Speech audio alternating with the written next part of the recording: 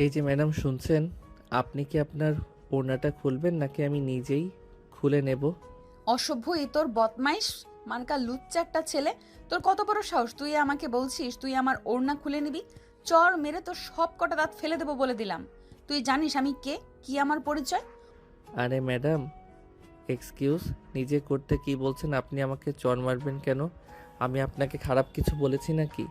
আমি তো বললাম এই যে আপনার ওড়নাটা আমার ঘড়িতে আটকে গেছে, এটা খুলে নেওয়ার জন্য।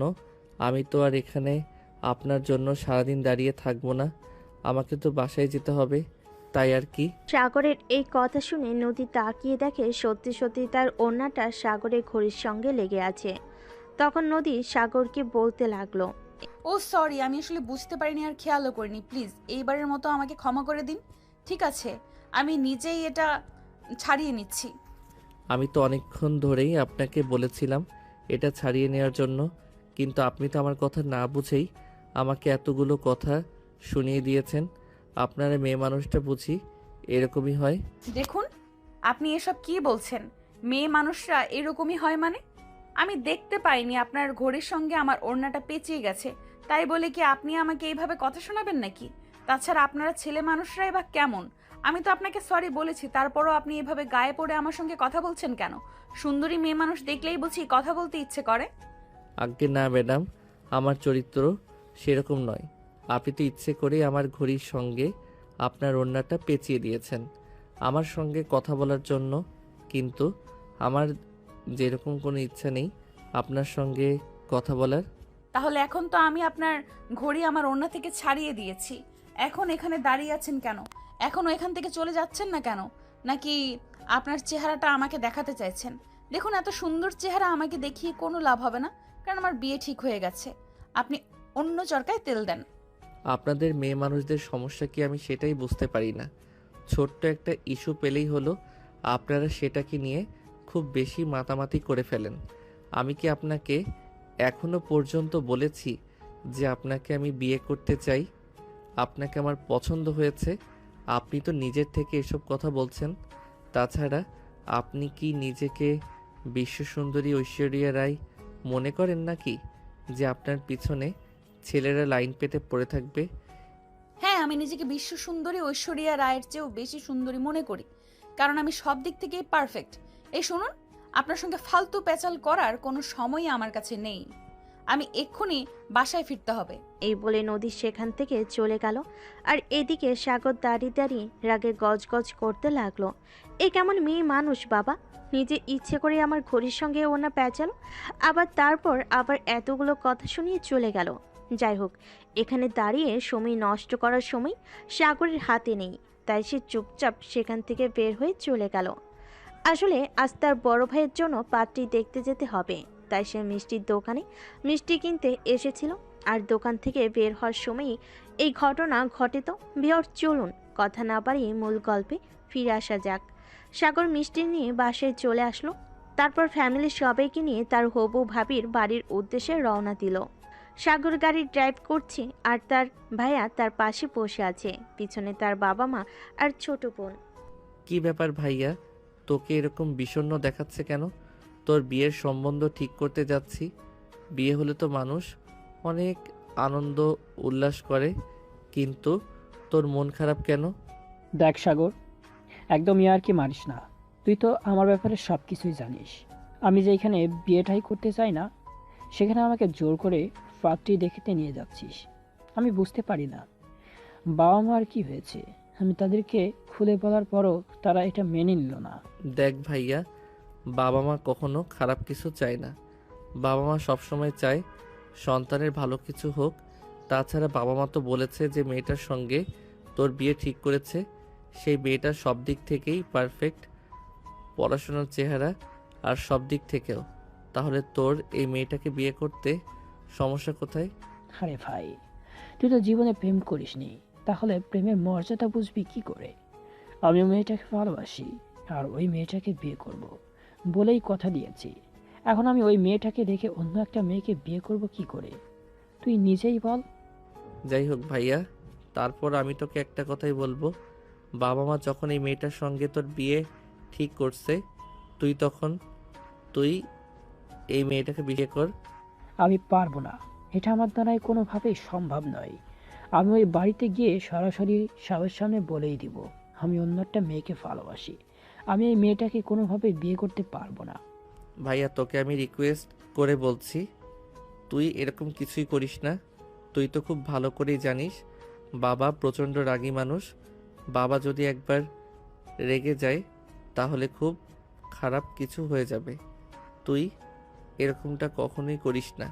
কিন্তু মনে একজনের ভালোবাসা রেখে অন্য একজনের সঙ্গে সংসার করা আমার পক্ষে সম্ভব নয়। প্লিজ ভাই, তুই কিছু একটা ব্যবস্থা কর। এখানে আমি কি করতে পারি? তুই অযথাই আমাকে ঝামেলায় ফেলিস না। আমি আমার মতো ভালো আছি। এরপর সাগর আর কোনো কথা না বলে চুপচাপ গাড়ি চালাতে লাগলো। কিছুক্ষণের মধ্যেই তাদের গন্তব্যস্থলে এসে পৌঁছে গেল। তারপর সবাই মিলে গাড়ি থেকে নেমে বাড়ির ভিতরে চলে আসলো। একজন মধ্যবয়স্ক লোক ড্রয়িং রুমে বসে তাদের সঙ্গে গল্প করছে। তখনই সাগরের আব্বু ওই মধ্যবয়স্ক লোককে উদ্দেশ্য করে বলল, তা ভাই সাহেব, অনেকক্ষণ তো হলো আমরা এখানে এসেছি, এবার আপনার মেয়েকে ডেকে আনুন। আচ্ছা ঠিক আছে, আপনি বসুন, আমি আমার মেয়েকে ডেকে নিয়ে আসছি। এই বলে নদীর আব্বু সেখান থেকে উঠে সোজা নদীর রুমে চলে আসলো। নদী তখনও রেডি হচ্ছে। এটা দেখে নদীর আব্বু বলতে লাগলো, কি ব্যাপার মা, তুমি এখনো রেডি হওনি? পাত্রপক্ষ তো অনেকক্ষণ হলো চলে এসেছে, তাড়াতাড়ি রেডি হয়ে চলে আসো। এই তো আব্বু আসছি। অতঃপর নদীর আব্বু সেখান থেকে বের হয়ে ড্রয়িং রুমে চলে আসলো। তার ঠিক 5 মিনিট পর নদী সিঁড়ি দিয়ে নামছিল। আর তখনই হঠাৎ নদী আর সাগরের চোখাচোখি হয়ে গেল। সাগর তো একদম অবাক, এই মেয়েটা এখানে কি করছে। কিন্তু যাই হোক, সকালের ঘটে যাওয়া ঘটনাটা কোনোভাবেই এখানে তোলা যাবে না, তাহলে বিয়েটাই ভেঙে যাবে। সাগর কোনো কথা না বলে চুপচাপ মাথা নিচু করে বসে মোবাইল টিপছে। আর তখনই নদী এসে সবার সামনে বসলো।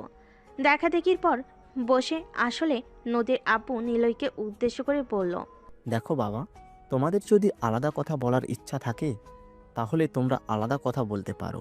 আর আমি আমার মেয়ের ব্যাপারে কনফিডেন্টলি বলতে পারি আমার মেয়ে কখনোই আমার সিদ্ধান্তের বাইরে যাবে না। কারণ মেয়েটাকে তো ছোটবেলা থেকে আমি আমার হাতে বড় করেছি, তাই আমার মেয়ের ব্যাপারে আমি যথেষ্ট কনফিডেন্সিয়াল। হ্যাঁ ভাই সাহেব, আপনি একদম ঠিক কথা বলেছেন। ওদের আলাদা কথা বলার কোনো প্রয়োজন নেই। আমার ছেলেরা আমার কথার একদম বাধ্য। আমি ওদেরকে যা বলবো ওরা তাই করবে। ওরা কখনোই আমার কথার বিরুদ্ধে গিয়ে কিছু করবে না। তাহলে তো আর কোনো সমস্যাই রইল না। কি ভাই সাহেব, এবার আমরা বিয়ের দিন তারিখ ফাইনাল করতে পারি? হ্যাঁ অবশ্যই, কেন নয়। তাছাড়া আমার ছেলের তো আমেরিকার ভিসা হয়ে গেছে, সে তো কয়েকদিনের মধ্যেই চাকরির জন্য আমেরিকা চলে যাবে। তাই আমি চাইছি বিষয়টা তাড়াতাড়ি হয়ে যাক, তারপর না হয় সে তার বউকে নিয়ে তারপরে দেশের বাইরে চলে যাক। হ্যাঁ ভাই সাহেব, এটা আপনি একদম ঠিক কথাই বলেছেন। তাহলে বিয়ের কাজ তাড়াতাড়ি সেরে ফেলা যাক তো। যাক, তো আমি বলছিলাম আগামী সপ্তাহে ডেট ফেললে কেমন হয়? হ্যাঁ, এটা একদম আপনি ঠিক কথা বলেছেন। তাহলে আগামী সপ্তাহে বিয়ের তারিখ ফাইনাল করা হলো। আর এর মধ্যে আমরা সব কিছুর ব্যবস্থা করে ফেলতে পারবো। তবে ভাই সাহেব, আপনাকে একটা রিকোয়েস্ট আছে। আপনি কিন্তু নিজের পয়সা খরচ করে কিছু করতে যাবেন না। দেখুন, আল্লাহ পাক রাব্বুল আলামিন টাকা পয়সা অর্থ সম্পদ সব কিছু আমাকে মোটামুটি দিয়েছে, যেটা দিয়ে আমি চলে যেতে পারবো। তাছাড়া আমি চাই বিয়ের সমস্ত খরচাপাতি আমি আমার পকেট থেকে করি। আপনার পকেট থেকে যেন দুয়ানা খরচ না হয়। আরে বেয়াই মশাই, এটা আপনি কি কথা বলছেন? নদী আমার একমাত্র মেয়ে, তার বিয়েতে আমি কেন খরচ করব না? এটা হয় নাকি? তার মা মরা মেয়ে, মেয়েটাকে ছোটবেলা থেকে আমি অনেক কষ্টে লালন পালন করে মানুষ করেছি, তাই আমি চাই আমার মেয়েটাকে সাধ্যমতো সাজিয়ে দিতে। দেখুন, আপনাকে তো আমি আগেই বললাম, আমি চাই না আমার পুত্রবধূ আপনার বাড়ি থেকে একটা সুতা পর্যন্ত নিয়ে যাক। কারণ আল্লাহ পাক আমাকে অনেক দিয়েছেন, আমি আমার পুত্রবধূকে সাজিয়ে গুছিয়ে নিতে পারবো। তাছাড়া আপনার একলা জীবন কাটাবে কি করে, আপনি সেই ব্যাপারে একটু চিন্তা ভাবনা করুন। আমার পুত্রবধূকে নিয়ে আপনার আর কোনো চিন্তা করতে হবে না। তারপর তাদের মধ্যে বেশ কিছুক্ষণ গল্প গুজব চলতে লাগলো। গল্প গুজব শেষ হলে খাওয়া দাওয়ার আয়োজন করা হয়। সবাই মিলে একসঙ্গে ডাইনিং টেবিলে বসে খাবার খাচ্ছিল। তখনই হঠাৎ সাগরের গলায় মাছের কাঁটা আটকে গেল। আর তখনই নদীর আপু সাগরকে বলতে লাগলো, বাবা, তুমি একটা কাজ করো, ওইদিকে বেসিন আছে, ওখানে গিয়ে তুমি তোমার গলার কাঁটাটা বের করার চেষ্টা করো। আচ্ছা আঙ্কেল, ঠিক আছে, আমি দেখছি। এই বলে সাগর খাবার টেবিলে উঠে বেসিনের কাছে চলে আসলো আর কুলি করতে লাগলো গলার কাঁটা বের করার জন্য। তখনই নদী সেখানে এসে দাঁড়ালো। সাগরের কানের কাছে মুখ নিয়ে বলতে লাগলো, এই ছেলে, তুমি এখানে কি করতে এসেছো? সেম প্রশ্নটা যদি আমি আপনাকে করি তাহলে কি উত্তর দেবেন? আমি না হয় আমার ভাইয়ের বিয়ের সম্বন্ধে করতে এসেছি, কিন্তু আপনি? তোমার সাহস দেখে আমি অবাক না হয়ে পারছি না। আমার বাড়িতে এসে তুমি আমাকে প্রশ্ন করছো বাড়িতে আমি কি করছি। এটা আমার বাড়ি, বুঝতে পেরেছো? সেটা তো আমিই দেখতে পাচ্ছি, আর আপনিও তো দেখতে পাচ্ছেন। আপনার যে ছেলেটার সঙ্গে বিয়ে হচ্ছে আমি তার একমাত্র আদরের ছোট ভাই। তো আমাকে এসব প্রশ্ন করা থেকে বিরত থাকলে সবচাইতে বেশি খুশি হব। আর হ্যাঁ, একটা কথা আপনাকে বলে দেই, আমাদের বাড়ির পুত্রবধূ হতে যাচ্ছেন, ভালো কথা। নিজের এসব ডেমাগ কমিয়ে ফেলুন, কারণ এরকম অহংকারী মানুষদের আমরা খুব একটা পছন্দ করি না। আমরা চাই আমাদের বাড়িতে যে থাকবে সে আমাদের মতোই সহজ সরল আর সাধারণ কেউ হোক। কিন্তু আমি মোটেও সেরকম নই। আমি আমার মতোই। আমি কাউকে এতটাও প্রশ্রয় দিতে চাই না যে কেউ একজন মানুষ আমার মাথায় চড়ে বসুক। শুনুন, আপনি না বড্ড অহংকারী। আমার মনে হয় আপনি আমাদের বাড়িতে গিয়ে খুব বেশি দিন টিকতে পারবেন না, কারণ আমাদের বাড়িতে আবার অহংকারী মানুষদের খুব একটা পছন্দ করা হয় না। সেটা তো আপনি জানতেনই। সকালে যখন আপনার সঙ্গে দেখা হলো, কথা হলো, আপনি তো তখন এটা বুঝতে পেরেছিলেন। তাহলে এতক্ষণ যখন নিচে কথাবার্তা চললো তখন আপনি কিছু বললেন না কেন? আপনার কি মাথা খারাপ নাকি যে আমি এখানে কিছু বলতে যাব? কারণ আমি আমার ফ্যামিলির সবাই আমার আব্বুকে খুব ভয় পাই। আব্বুর কথা বলার উপরে কারোর কথা বলার কোনো সাহস নেই। তাই আমাদের আব্বু যেখানে কথা বলে আমরা সবাই সেখানে চুপচাপ থাকি, নীরব দর্শকের মতো। সবাই সব শোনায় আমাদের কাজ। তাই তাহলে তো আমারও বলতে হয় যে আমি আমার বাবার একমাত্র বাধ্য মেয়ে। আমার বাবা ঠিক করেছিল তার পছন্দ মতো আমাকে বিয়ে দিবে, তাই বাবার পছন্দ করা ছেলেকে বিয়ে করছি। এখানে তো আমার আপত্তি রেখে কোনো লাভ নেই। তাছাড়া আমার মা মারা যাওয়ার পর আমার বাবার আমার কথা চিন্তা করে সংসার করেননি, তাই বাবার কথা ফেলে দেওয়া আমার পক্ষে সম্ভব নয়। যদি বাবার কথা এতই মেনে চলেন তাহলে বাবার কথা রক্ষার জন্য আমার মনে হয় আপনার নিজেকে একটু পরিবর্তন করা উচিত। আমি এখন আসি। এখানে আপনার সঙ্গে দাঁড়িয়ে এতক্ষণ কথা বলছি, এটা আবার আমাদের বাড়ির কেউ দেখে ফেললে সমস্যা হতে পারে। সবাই ভাববে বিয়ের আগে আমি বিয়ে ভাঙানি করছি। এই বলে নদীকে আর কোনো কথা বলার সুযোগ না দিয়ে সাগর সেখান থেকে চলে গেল। এরপর চলে গেল দুদিন। সেদিন দুপুরবেলা সাগরের আব্বু সাগরকে নিজের রুমে ডেকে নিলেন আর বললেন, সাগর, তুমি তোমার ভার্সিটি থেকে কিছুদিনের ছুটি নিয়ে নাও। তুমি তো জানো তোমার ভাইয়ের বিয়ের সম্বন্ধ ঠিক হয়েছে। এই সপ্তাহে তোমার ভাইয়ের বিয়ে, তাই বাড়িতে অনেক কাজকর্ম আছে যেগুলোর দেখাশোনা তোমাকেই করতে হবে। আচ্ছা আব্বু, ঠিক আছে, কোনো সমস্যা নেই। আমি সব কিছু সামলে নিতে পারবো, তোমার চিন্তার কোনো কারণ নেই। তাছাড়া আমার বন্ধু বান্ধবরা তো আছে, ওদেরকে নিয়ে আমি সব কিছু ঠিক সামলে নেব। হ্যাঁ, সেটা ঠিক আছে। আরেকটা কথা, তুমি কিন্তু তোমার সব বন্ধু বান্ধবকে আমার পক্ষ থেকে দাওয়াত দিয়ে দিবে। হাজার হোক আমার বড় ছেলের বিয়ে বলে কথা, আমি চাই বিয়েতে সবাই আনন্দ করুক। হ্যাঁ আব্বু, এটা তুমি একদম ঠিক কথাই বলেছ। আমরা সবাই ভাইয়ের বিয়েতে অনেক আনন্দ করব। ভাইয়া, আমি না একটা অঙ্ক সলভ করতে পারছি না। দিদি, আমাকে একটু এটা করে দেবে? আচ্ছা ঠিক আছে, আমি করে দেব। তুই তোর রুমে যা, আমি একটু পরেই আসছি। আচ্ছা ঠিক আছে, তুই কিন্তু তাড়াতাড়ি আসবি, আমি তোর জন্য অপেক্ষা করছি। তারপর সাগর তার বাবার সঙ্গে আরও বেশ কিছুক্ষণ কথা বলে তিশার রুমে চলে আসলো। সাগর তিশার রুমে চলে আসা মাত্রই তিশার সঙ্গে সঙ্গে তার রুমের দরজাটা বন্ধ করে দিলে এটা দেখে সাগর অনেকটাই চমকে গিয়ে বলতে লাগলো, কি ব্যাপার তিশা, কি হয়েছে? আমি তো কিছুই বুঝতে পারছি না। তুই রুমের দরজা কেন বন্ধ করলি? কোনো সমস্যা আছে নাকি? কোনো সমস্যা নেই, তবে ভাইয়া তোকে একটা কথা জিজ্ঞেস করার আছে। সেদিন যখন আমরা সবাই খাবার খাচ্ছিলাম, তোর গলায় মাছের কাঁটা আটকে গেল, আর তখন তুই বেসিনে গিয়েছিলি কুলি করার জন্য। তখন দেখলাম আমাদের হবু ভাবি তোর সঙ্গে বেশ কিছুক্ষণ কথা বললো। কি ব্যাপারে কথা বললো রে? কেন, কোনো সমস্যা হয়েছে নাকি? না, আমার কেন জানি মনে হয় তুই ভাবিকে আগে থেকেই চিনিস, সেই রকমই তাদের কথাবার্তা দেখে বোঝা যাচ্ছিল। অন্য কেউ সেটা খেয়াল না করলেও আমি খেয়াল করেছিলাম।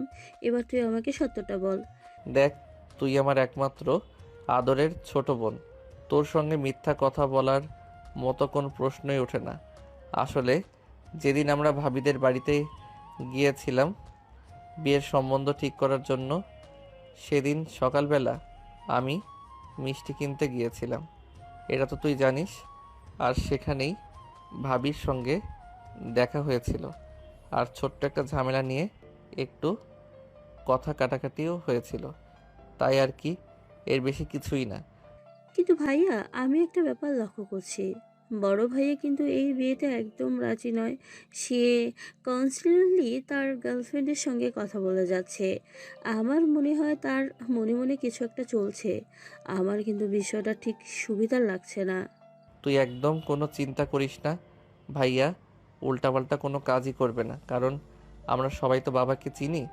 বাবা প্রচণ্ড রাগী মানুষ। ভাইয়া যদি এমন কিছু করে তাহলে কিন্তু এটা বাবা সহ্য করবে না। তাছাড়া ভাইয়া বাবাকে ভয় পায় না এমনটা কিন্তু নয়। কিন্তু তুই তো জানিস ভাইয়া একটা মেয়েকে পছন্দ করে। এই মেয়েটার সঙ্গে ভাইয়ার প্রায় 4 বছরের রিলেশন। কিন্তু বাবা মেনে না নয়, বাবা এটা বিয়ের সম্বন্ধ ঠিক করেছে। এখন কি হবে এটা তো ভেবে পাচ্ছি না। আচ্ছা ঠিক আছে, তুই এই ব্যাপারে চিন্তা করিস না। আমি ভাইয়ার সঙ্গে কথা বলবো, আরও একবার ভাইয়াকে বুঝিয়ে বলবো। দেখিস ভাইয়া এরকম কিছুই করবে না, ভাইয়া বিষয়টা বুঝতে পারবে। আচ্ছা ঠিক আছে, কিন্তু তারপরও আমার খুব ভয় লাগছে। ভয় পাওয়ার কোনো কারণ নেই, ভাইয়া উল্টাপাল্টা কিছুই করবে না, তুই নিশ্চিন্তে থাক। এই বলে সাগর তিশার সঙ্গে কথা বলে শেষ করে তিশার রুম থেকে বের হয়ে চলে আসলো। এরপর সেদিন বিকেলবেলা নিলয় ছাদে বসে তার গার্লফ্রেন্ডের সঙ্গে কথা বলছিল। তখনই সাগর সেখানে এসে উপস্থিত হয়। সাগরকে দেখে নিলয় ফোনটা কেটে দিল। আর তখন সাগর একটা চেয়ার টেনে নিলয়ের সামনাসামনি বসলো আর বলতে লাগলো, দেখ ভাইয়া, আমার মনে হয় তুই যেটা করছিস সেটা একদমই ঠিক করছিস না। তুই তো আব্বুকে খুব ভালো করে চিনিস, এটা কিন্তু আব্বু একদম বরদাস্ত করবে না। আব্বু যদি বরখাস্ত করতে না পারে, তাহলে আমার কি করার আছে? যেখানে আব্বু আমার কথা চিন্তাই করবে না, সেখানে আমি কেন আব্বুর কথা চিন্তা করব? আমি তো আব্বুকে বলেইছিলাম যে আমি অদিতিকে ভালোবাসি। অদিতি ছাড়া অন্য কাউকে বিয়ে করার আমার পক্ষে সম্ভব নয়। কিন্তু আব্বু তো আমার কথা মানলই না, উল্টে আমাকে অন্য মেয়ের সঙ্গে বিয়ে দেওয়ার চিন্তা করেছে। দেখ, বিয়ের সম্বন্ধ ঠিক করার আগে তোর আব্বুকে আরও ভালো করে বুঝিয়ে বলা দরকার ছিল, কিন্তু এখন যখন সব কিছু ঠিক হয়ে গেছে, তাই আমি তোকে রিকোয়েস্ট করে বলছি তুই এরকম করিস না। ভাইয়া প্লিজ, তোকে রিকোয়েস্ট করে বলছি, তুই অদিতির সঙ্গে কথা বলা বন্ধ করে দে। এটা কোনোভাবেই সম্ভব নয়। আমাদের দুজনের এতদিনের সম্পর্ক দুজন দুজনকে ছাড়া বেঁচে থাকতে পারবো না। তার মানে তুই আমরা যাই বলি না কেন সেই কথা কোনোভাবেই শুনবি না? তুই যেটা ঠিক করেছিস সেটাই করবি, কিন্তু আব্বু যদি জানতে পারে তাহলে কি হবে সেটা তুই ভেবে দেখ। আরে ভাই, আমাকে এত জ্ঞান দিস না। এত জ্ঞান দেওয়ার কোনো প্রয়োজন নেই। আব্বু জানতে পারলে কি করবে? আমাকে বাড়ি থেকে বের করে দিবে। তাহলে তাই করুক। তাছাড়া এমনিতেও তো আমি আর ওই বাড়িতে বেশি দিন থাকবো না, কারণ আমার আমেরিকার ভিসা হয়ে গেছে। আমি কিছুদিনের মধ্যেই আমেরিকায় চলে যাব। তাহলে আর এত চিন্তা কিসের আমার? সাগর তখন বুঝতে পারলো নিলয়ের সঙ্গে কথা বলতে তার কোনো লাভ হবে না। তাই সে নিলয়ের কাছ থেকে নিচে চলে আসলো। তখনই তিশা তার পথ আগলে দাঁড়ালো আর বলতে লাগলো, কিরে ভাইয়া, তোকে বলছিলাম না বড় ভাই মনে মনে কিছু একটা ভাবছে? বড় ভাইয়াকে এটা থেকে আটকানো উচিত। আব্বু এগুলো একদম বরখাস্ত করবে না। আব্বু কিন্তু এগুলো শুনতে পেলে প্রচন্ড রেগে যাবে। চিন্তা করিস না, আমি আম্মুর সঙ্গে কথা বলে দেখি কিছু করা যায় কি না। তারপর তিশার পাশ কাটিয়ে নিজের রুমে চলে আসে আর মনে মনে ভাবতে তাকে কিছু একটা করতে হবে। ভাইয়াকে যেভাবে হোক আটকাতে হবে। কিন্তু কিভাবে কি করা যায় এটাই ভেবে পাচ্ছে না। সাগর এরপর চলে গেল। আরও দুদিন ইতিমধ্যে বিয়ের কেনাকাটা প্রায় কমপ্লিট হয়ে এসেছে। শুধু বিয়ের বেনারসি আর শেরওয়ানিটাই কিনা বাকি আছে। তাই সাগরের আব্বু সাগর আর নিলয়কে এক রুমে ডেকে নিল আর বলতে লাগলো, দেখো, বিয়ের সমস্ত কেনাকাটা তো হয়ে গেল, শুধু বেনারসি আর শেরওয়ানি কেনাটাই বাকি আছে। তাছাড়া আমি নদীকে ফোন দিয়ে বলে দিয়েছি নদী শপিং মলে চলে আসবে। তোমরা দুই ভাই চলে যাও, নদীকে নিয়ে দেখে শুনে নদীর মতো শেরওয়ানি কিনে দিও। আর জুয়েলারির দোকানে বলা আছে ওখান থেকে নদীর পছন্দ মতো সব গয়না কিনে দিবে। ও যা যা কিনতে চায় সব কিছু কিনে দিবে। এই নাও আমার ক্রেডিট কার্ড, টাকা পয়সা নিয়ে কোনো চিন্তা করবে না। আচ্ছা ঠিক আছে, সমস্যা নেই, আমি সব কিনে দেব। আব্বু, আমিও যাবো ভাইদের সঙ্গে, আমারও কিছু কেনাকাটা লাগবে। তাহলে এখনো এখানে দাঁড়িয়ে আছিস কেন? এখনো যাচ্ছিস না কেন? আমি তো বললাম বিয়েতে সবার পছন্দ মতোই সব কিছু কিনে দেওয়া হবে। তাহলে তুই এখানে বসে আছিস কেন? তাড়াতাড়ি রেডি হয়ে চলে যা। ঠিক আছে আব্বু, thank you so much, you are so great আব্বু। আচ্ছা ঠিক আছে, এখন আর আমাকে পাম দিতে হবে না, তাড়াতাড়ি চলে যা, তা না হলে আবার দেরি হয়ে যাবে। ওইদিকে নদী এসে বসে থাকবে। অতঃপর কেউ আর কোনো কথা না বলে চুপচাপ নিজেদের রুমে চলে গেল আর তৈরি হয়ে নিল। তারপর সবাই মিলে শপিং মলের উদ্দেশ্যে রওনা দিল। সাগর গাড়ি ড্রাইভ করছে আর তিশা দুজনেই পিছনে বসে আছে। আর সাগর নিলয়কে উদ্দেশ্য করে বলল, তাহলে ভাইয়া, এবার তো তুই সব চিন্তা ভাবনা বাদ দিয়ে দিয়েছিস, তাই না? হ্যাঁ, এখন তো আমার করা ছাড়া কোনো উপায়ই নেই। যখন তোর কেউ আমার আদিতিকে মেনে নিবে না, তাহলে কেন আমি ওই আদিতিকে বিয়ে করে ওর জীবনটা নষ্ট করতে যাব? যাই হোক, তোদের বাড়িতে ভালোই, তোরা যখন চাস না আমি অদিতিকে বিয়ে করি, তাহলে আমি অদিতিকেই বিয়ে করব না। হ্যাঁ ভাইয়া, ঠিক আছে, তুই একদম সঠিক সিদ্ধান্ত নিয়েছিস। তুই তো জানিস আব্বুর ব্যাপারে, আব্বু যখন মেনে নিবে না তখনই সম্পর্কটার কোনো প্রয়োজন নেই। তাছাড়া যার সঙ্গে তোর বিয়ে হচ্ছে সে তো আর কোনো দিক থেকেই কম নয়, সব দিক থেকেই পারফেক্ট। তাই আমার মনে হয় আব্বুর সিদ্ধান্তই মেনে নেওয়া দরকার, তাই সবচেয়ে ভালো। হ্যাঁ ভাইয়া, তুই একদম ঠিক কথাই বলেছিস। অদিতির চাইতে নদী আপু কিন্তু কোনো দিক থেকেই কম নয়। তাই আমার মনে হয় তুই এখন যে সিদ্ধান্তটা নিয়েছিস এটাই সবচেয়ে ভালো। কারণ বাবা মা কখনোই সন্তানের খারাপ কিছু চায় না। বাবা মা যা করে সন্তানের ভালোর জন্যই করে। এরপর সবাই শপিং মলে চলে আসলো। সারা শপিং মল ঘুরে ঘুরে সবার পছন্দ মতোই সব কিছু কিনে নেওয়া হলো। কিন্তু সাগরের মনে একটা বিষয় খুবই চিন্তা লাগছে। নিলয় কি সত্যি সত্যি এই বিয়েটা মেনে নিয়েছে, নাকি শুধুমাত্র এটা লোক দেখানো করছে? তার মনে মনে অন্য কোনো প্ল্যান ঘুরছে। এটা সাগর বুঝতে পারছে না। খাবার খাওয়ার জন্য খাওয়া দাওয়া শেষ হলে নিলয় বলল, সাগর, তুই একটা কাজ কর, তুই নদীকে তাদের বাসায় পৌঁছে দিয়ে আয়। আমার একটা কাজ আছে, আমাকে এক্ষুনি একবার অফিসে যেতে হবে। আরে এটা তুই কি বলছিস বউ? তোর বাসায় পৌঁছে দেওয়ার দায়িত্ব তোর, তাহলে আমি কেন যাব? তুই তোর বউকে তোর শ্বশুরবাড়িতে পৌঁছে দিয়ে আয়, আমি যেতে পারবো না। আরে ভাই, আমার এভাবে কেন কথা বলছিস? নদী তোর ভাবি হয়, তাড়াতাড়ি। আমি তো বললাম আমার অফিসে একটা কাজ আছে, এক্ষুনি একবার আমাকে একটু অফিসে যেতে হবে, তাই আমি যেতে পারবো না। প্লিজ ভাই, আমার না করিস না। আচ্ছা ঠিক আছে ভাইয়া, তুই ভাবিকে একটু বাসায় দিয়ে আয়। বড় ভাইয়া তো বললো তার একটা কাজ আছে, সে কাজটা সেরে তারপর না হয় বাসায় আসুক। হ্যাঁ সাগর, তাই তো, তুমি আমাকে বাসায় পৌঁছে দিয়ে আসো। তোমার ভাইয়ের যখন কাজ আছে তখন তোমার ভাই আর তোমার কোনো প্রয়োজন নেই। তাছাড়া বিয়ের পরে তো আমার সব কাজ তোমার ভাইকেই করে দিতে হবে। এখন না হয় তুমি একটু করো, তাতে সমস্যা কি? সাগর তখন কোনো উপায়ান্তর না পেয়ে নদীকে তার বাসায় পৌঁছে দেওয়ার দায়িত্ব নিল আর গাড়িতে উঠে বসলো। নদী চুপচাপ বসে আছে আর এদিকে সাগর গাড়ি চালাচ্ছে। তখনই হঠাৎ সাগর বলে উঠল, দেখো, এখন তো তুমি আমার ভাবি হতে চলেছো, তাই আমি তোমাকে কোনো প্রশ্ন করতেই পারি, ইফ ইউ ডোন্ট মাইন্ড। অবশ্যই তোমার লিমিটের মধ্যে প্রশ্ন করবে, তাহলে আমি উত্তর দেবার চেষ্টা করব। কিন্তু তুমি কখনোই তোমার লিমিটের বাইরে গিয়ে আমাকে কোনো প্রশ্ন করবে না যেটার উত্তর আমি তোমাকে দিতে পারবো না। অবশ্যই, আমি কেন আমার লিমিটের বাইরে গিয়ে তোমাকে কোনো প্রশ্ন করব? আমি আমার লিমিটের মধ্যেই তোমাকে প্রশ্ন করব। আচ্ছা, তুমি আমায় ছোট্ট করে একটা কথা বলো, তুমি কি কখনো কাউকে ভালোবেসেছো? ভালোবাসা আর আমি, প্রেম ভালোবাসা কখনোই আমার জীবনে সেভাবে আসেনি। আর প্রেম করার মতো সময়টাও আমি পাইনি। যতদিন পড়াশোনা করেছি ততদিন শুধু পড়াশোনা নিয়ে ব্যস্ত থেকেছি। আর এখন তো জানো, ছোট একটা চাকরি করছি, অফিসে প্রচুর কাজের চাপ, তাই প্রেম করার মতো সময় তো আমার কখনোই হয়ে ওঠেনি। ও আচ্ছা, তাহলে তো ভালোই। তাহলে তো বলাই চলে যে আমার ভাইয়া বিয়ের পর একটা ইনটেক জিনিস পাবে। মানে তুমি কি বলতে চাইছো? আমি তো কিছুই বুঝতে পারছি না, একটু খুলে বলবে কি? না মানে আসলে আমি তোমাকে এটাই বলতে চাইলাম আর এটাই বোঝাতে চাইলাম যে দেখো, এই যুগের মেয়েরা প্রেম করলেই ফিজিক্যাল রিলেশন, তাই সবচাইতে বেশি গুরুত্বপূর্ণ হয়ে দাঁড়ায়।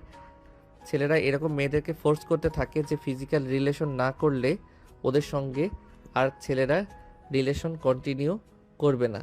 তখন মেয়েরা বাধ্য হয়ে ফিজিক্যাল রিলেশন করে। আর তুমি যখন কখনো প্রেমই করনি, তাহলে তো এসব নিয়ে চিন্তা নেই। হ্যাঁ, সেটা তুমি একদম ঠিক কথাই বলেছ। এই যুগে প্রেম করতে হলে ফিজিক্যাল রিলেশনটাই সবার আগে, কারণ এই যুগের ছেলেরা তো আবার মেয়েদের শরীর ছাড়া কিছু বোঝে না। হ্যাঁ সেটাই, কিন্তু আমি এটাই বুঝতে পারি না ছেলেরা মেয়েদের শরীরে কী পায়। তাছাড়া যে মেয়েটার প্রতি তারা আসক্ত, সেই মেয়েটাকে বিয়ে করে নিলেই তো পারে, কিন্তু বিয়ের আগে এসব করে কেন মেয়েটাকে কলঙ্কিত করে? এখানে শুধু ছেলেদের দোষ দিলে ভুল হবে, কারণ এতে মেয়েদেরও দোষ আছে। একটা মেয়ে যদি ছেলেকে ক্রস হয় না রে, তাহলে ছেলেটা কখনোই মেয়েটার এত কাছে আসতে পারে না। আচ্ছা বাদ দাও সেসব কথা। এই যে আমরা তোমার বাসার সামনে চলে এসেছি, এখন তুমি বাসায় যাও, আমিও আমার বাসায় চলে যাই। আচ্ছা ঠিক আছে, কিন্তু এইভাবে বাসার সামনে এসে চলে যাওয়াটা ঠিক হলো না। অন্তত এক কাপ চা খেয়ে যেতে পারতে। না সেটা আর প্রয়োজন নেই, কিছুদিন পর তো এমনিতেই কয়দিন পর পর তোমাদের বাড়িতে আসতে হবে, তখন তো চা বিস্কিট সবই খেতে হবে। তাহলে এখন আর কেন খরচা করাবো? ভালো থেকো, আসি তাহলে, আল্লাহ হাফেজ। এই বলে সাগর নদীকে নামিয়ে দিয়ে তারপর বাসায় চলে আসলো। এরপর কেটে গেল আরও 2 দিন। ইতিমধ্যে গায়ে হলুদ আর মেহেদির পর্ব শেষ হয়ে গেছে। আজ বিয়ের দিন। বাড়িতে সবাই অনেক আনন্দ করছে, সবাই যার যার মতো করে সাজুগুজু করছে। এদিকে ঝামেলাটা বেঁধে গেল বরযাত্রী নিয়ে বের হওয়ার সময়। তিশা এসে তার বাবাকে জানালো, বাবা, ভাইয়া কোথায়? ভাইয়াকে কোথাও খুঁজে পাচ্ছি না। সেই অনেকক্ষণ হলো শেরওয়ানিটা ভাইয়ার এই রুমে রেখে এসেছি, কিন্তু ভাইয়াকে কোথাও খুঁজে পাওয়া যাচ্ছে না। শেরওয়ানিটা বিছানার উপরই পড়ে আছে। কি বলছিস তুই? তোর মাথা ঠিক আছে তো? এইসব পাগলের মতো কথা বলছিস কেন? হয়তো বাসায় কোথাও আছে, তাড়াতাড়ি খুঁজে দেখ। আব্বু, আমার মাথা একদম ঠিক আছে। আমি সারা বাড়িতে খুঁজে দেখছি, ছাদেও দেখেছি, বাগানেও দেখেছি, কিন্তু কোথাও ভাইয়াকে খুঁজে পাওয়া যাচ্ছে না। ভাইয়ার নাম্বারে অনেকবার কল দিয়েছে, কিন্তু ফোন সুইচ অফ বলছে। আমি কিছুই ভেবে পাচ্ছি না ভাইয়া কোথায় গেছে। তুমি একবার আসো না আমার সঙ্গে, দেখবে। আচ্ছা ঠিক আছে, চল আমার সঙ্গে। এই বলে সাগরের আব্বু আর তিশা সারা বাড়ি তন্ন তন্ন করে খুঁজলো, কোথাও বাদ রাখলো না, কিন্তু নিলয়কে কোথাও খুঁজে পেল না। তখনই সাগরের আব্বু সাগরকে ডাকতে লাগলো। এই সাগর, সাগর, কোথায় তুই? তাড়াতাড়ি একবার এদিকে আয়। নিলয়কে কোথাও খুঁজে পাওয়া যাচ্ছে না, তার ফোন সুইচ অফ বলতেছে, বুঝতে পারতেছি না কি হচ্ছে। এদিকে কিছুক্ষণ পর বরযাত্রী নিয়ে রওনা দিতে হবে। এদিকে সব আয়োজন ওইদিকে সব আয়োজন কমপ্লিট হয়ে গেছে। এখন ছেলেটা কোথায় গেল কিছু বুঝতে পারছি না। এখন আবার ভাইয়া কোথায় গেল এটাই তো বুঝতে পারছি না। ঠিক আছে দাঁড়াও, আমি একটু খোঁজ নিয়ে দেখি। এই বলে সাগর নিলয়ের রুমে আসলো, আর তখনই বিছানার উপর থেকে শেরওয়ানিটা তুলেই দেখতে পেল তার নিচে ছোট্ট একটা চিরকুটে লেখা, সবাই আমাকে ক্ষমা করে দিও। আমি তোমাদের কথা চিন্তা করতে পারলাম না, কারণ আমি অদিতিকে ভালোবাসি। অদিতিকে ছাড়া অন্য কাউকে বিয়ে করা আমার পক্ষে কোনোভাবেই সম্ভব নয়। তোমরা যখন আমার এই চিঠিটা পাবে, ততক্ষণে আমার আর অদিতির বিয়ে হয়ে যাবে। আমাকে সবাই ক্ষমা করে দিও। ইতি, নিলয়। চিঠিটা পড়ে সাগরের পায়ের নিচ থেকে যেন মাটি সরে গেল। সে এরকম কিছু একটা আগে থেকে চিন্তা করছিল, কিন্তু সে বুঝতে পারছিল না যে নিলয় সত্যি সত্যি এরকমটা করবে। তখন সে এই কাগজটা নিয়ে তার আব্বুর কাছে চলে গেল, আর তার আব্বুর হাতে কাগজটা তুলে দিল। তার আব্বু কাগজটা পড়ে মাথায় হাত দিয়ে বসে পড়ল। তিনি এখন কি করবেন, কারণ জীবনে কখনো এমন পরিস্থিতিতে ওনাকে পড়তে হয়নি। উনি যেটা বলেছেন সেটাই করেছেন, কিন্তু নিজের ছেলে এভাবে কথার অবাধ্য হবে, এটা তিনি কোনোদিনও কল্পনা করতে পারেননি। যাই হোক, তিনি তখন হঠাৎ করেই সাগরকে ডেকে পাঠালেন। দেখো সাগর, যেটা হওয়ার হয়ে গেছে, এটা নিয়ে আমি আর কোনো চিন্তা করি না। কিন্তু এখন তোমাকে ছোট্ট একটা রিকোয়েস্ট করতে চাই, যদি তুমি রাখো তাহলে বলবো। আব্বু, জীবনে কখনো এমন হয়নি যে আমি তোমার কথার অবাধ্য হয়েছি। আমি অবশ্যই তোমার কথা রাখার চেষ্টা করব। যদি এরকমটাই হয় তাহলে আমি তোমাকে একটা রিকোয়েস্ট করব, তুমি নদীকে বিয়ে করো। কারণ কি জানো, আমি খুব ভালো করেই জানি একটা মেয়ে ঠিক হওয়া বিয়ে যখন ভেঙে যায় তখন মেয়েটির মানসিক অবস্থা কেমন হয়। তাছাড়া তুমি তো খুব ভালো করেই জানো আজ নদীদের বাড়িতে কতগুলো মেহমান আছে। সবার সামনে যদি নদীকে অপমানিত হতে হয় তাহলে হয়তো নদীর মরে যাওয়া ছাড়া আর কোনো উপায় থাকবে না। কিন্তু আমি চাই না এরকমটা হোক।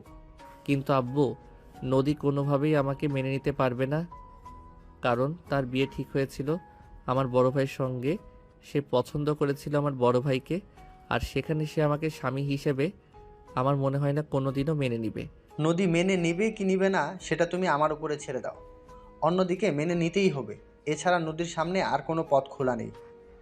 কারণ একটা কথা তুমি খুব ভালো করে চিন্তা করে দেখো, শুধু নদী আর নদীর বাবাই জানে যে তোমার বড় ভাইয়ের সঙ্গে নদীর বিয়ে ঠিক হয়েছিল। এছাড়া কিন্তু অন্য কেউ জানে না এটা। তাই তোমার সঙ্গে বিয়ে হলে সেটা শুধু নদী আর নদীর বাবাই জানবে। অন্য কেউ জানবে যে পাত্রের সঙ্গে বিয়ে ঠিক হয়েছিল সেই পাত্রের সঙ্গেই বিয়ে হচ্ছে। কিন্তু আব্বু, আমার মনে হয় না এটা ঠিক হচ্ছে। কারণ ছোট ভাইয়া সবেমাত্র অনার্স ফাইনাল ইয়ারে পড়াশোনা করছে, এখনও পড়াশোনা শেষ হয়নি। তাছাড়া তার ইচ্ছা অনিচ্ছারও একটা ব্যাপার আছে। তোমাদের ইচ্ছা অনিচ্ছার কাছে যদি আমাকে অপমানিত হতে হয় তো আমি এইটা ভেবে নিব যে আমি তোমাদের জন্ম দিয়ে খুব বিশাল বড় একটা ভুল করে ফেলেছি, যে তোমাদের ব্যাপারে ছোট্ট একটু সিদ্ধান্ত নেওয়ার অধিকার আমার নেই। কথাটা এতটাই অসহায়ভাবে বলল যে সাগর আর না করতে পারল না। তাই সাগর তার আব্বুকে বলল, আচ্ছা ঠিক আছে, তুমি যেটা ভালো মনে করো সেটাই হবে। ভাইয়া, তুই যা বলছিস ভেবে বলছিস তো? আমার মনে হয় তুই হুট করে কিছু বলে ফেলেছিস। আমি তোকে রিকোয়েস্ট করে বলছি, প্লিজ একটু চিন্তা ভাবনা করে পুরোটা জীবনের ব্যাপার এটা। জীবনটা পুতুল খেলা নয় যে আজ খেললাম কাল ফেলে দিলাম। দেখো ভাইয়া, ওদিকে ভালোবাসে তাই সে বাড়ি ছেড়ে চলে গেছে, কিন্তু আমার লাইফে সেরকম নেই। তাছাড়া আমার কাছে নিজের পছন্দের চাইতে বাবার সম্মানটা অনেক বেশি। কারণ তুই খুব ভালো করে জানিস বাবাকে আমি কতটা ভালোবাসি। তাই আব্বুর সম্মানের কথা চিন্তা করাটা আমার জন্য জরুরি। ঠিক আছে, তাহলে তাই হোক। কারণ দিন শেষে আমিও তো একটা মেয়ে। আমার যদি এভাবে বিয়েটা ভেঙে যেত তাহলে আমি অনেক কষ্ট পেতাম। তাই আমি চাই না আমার সামনে অন্য একটা মেয়ে কষ্ট পাক। অতঃপর সবাই মিলে নিলয়ের জায়গায় সাগরকে বর সাজিয়ে নদীদের বাড়িতে নিয়ে যাওয়া হলো। আর তারপর কাজী সাহেবকে সবকিছু বুঝিয়ে বলে, নদীর আব্বুকে সবকিছু বুঝিয়ে বলে সাগরের সাথে নদীর কাছে গোপন রাখতে বলা হলো। নদীর আব্বুকে সবকিছু বুঝিয়ে বলে সাগরের কথাটা নদীর কাছে গোপন রাখতে বলা হলো। অতঃপর সবকিছু গোপন রেখে সাগরের সঙ্গে নদীর বিয়েটা হয়ে গেল। আর তারপর নদীকে সাগরদের বাড়িতে নিয়ে আসা হলো। নদী বাসর ঘরে বসে অপেক্ষা করছে নিলয়ের জন্য, কিন্তু সে ভুল করেও জানতো না এখানে নিলয়ের জায়গায় সাগর আসবে। নদী বাসর ঘরে বসে অপেক্ষা করছে, তখনই তিশা সাগরকে রুমে দিয়ে গেল আর বাহির থেকে দরজাটা বন্ধ করে দিল। সাগর রুমে এসে পাগড়িটা রেখে আলমারি থেকে পাঞ্জাবি বের করে সেটা নিয়ে ওয়াশরুমে চলে গেল। নদী তখনও তার দিকে ফিরে তাকায়নি। সাগর শেরওয়ানিটা খুলে একটা পাঞ্জাবি পরে নদীর পাশে এসে বসলো। তখনই সেই নদীকে বলতে লাগলো, আই এম সরি নদী, সব কিছুর জন্য সরি, কিন্তু এটা করা ছাড়া অন্য কোনো উপায় ছিল না। আমি চাইনি তোমাকে এবং তোমার বাবাকে সমাজের মানুষের সামনে অপমানিত হতে হোক। কথাটা শুনে নদীর চোখ তুলে তাকালো সাগরের দিকে। আর বাসর ঘরে নিলয়ের জায়গায় সাগরকে দেখতে পেয়ে সে একদম চিৎকার করে উঠল। কি ব্যাপার সাগর, তুমি এখানে বড় ভাইয়ের বাসর ঘরে আসতে তোমার একটুও লজ্জা করছে না? সরি নদী, তুমি আমাকে ভুল বুঝতেছো, সেরকম কিছুই না।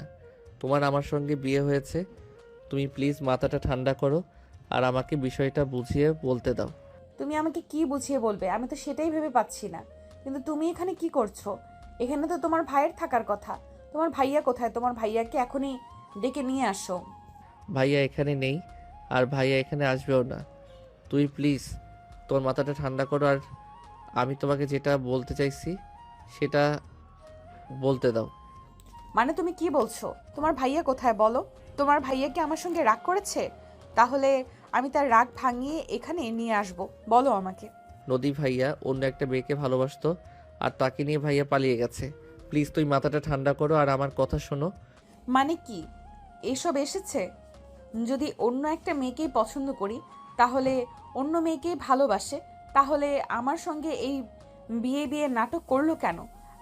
আমি কি নিজের ইচ্ছায় তাকে বিয়ে করতে বলেছিলাম, নাকি তোমার বাবাই তো তাকে নিয়ে আমাদের বাড়িতে গেল আমার সঙ্গে বিয়ে দেবে বলে?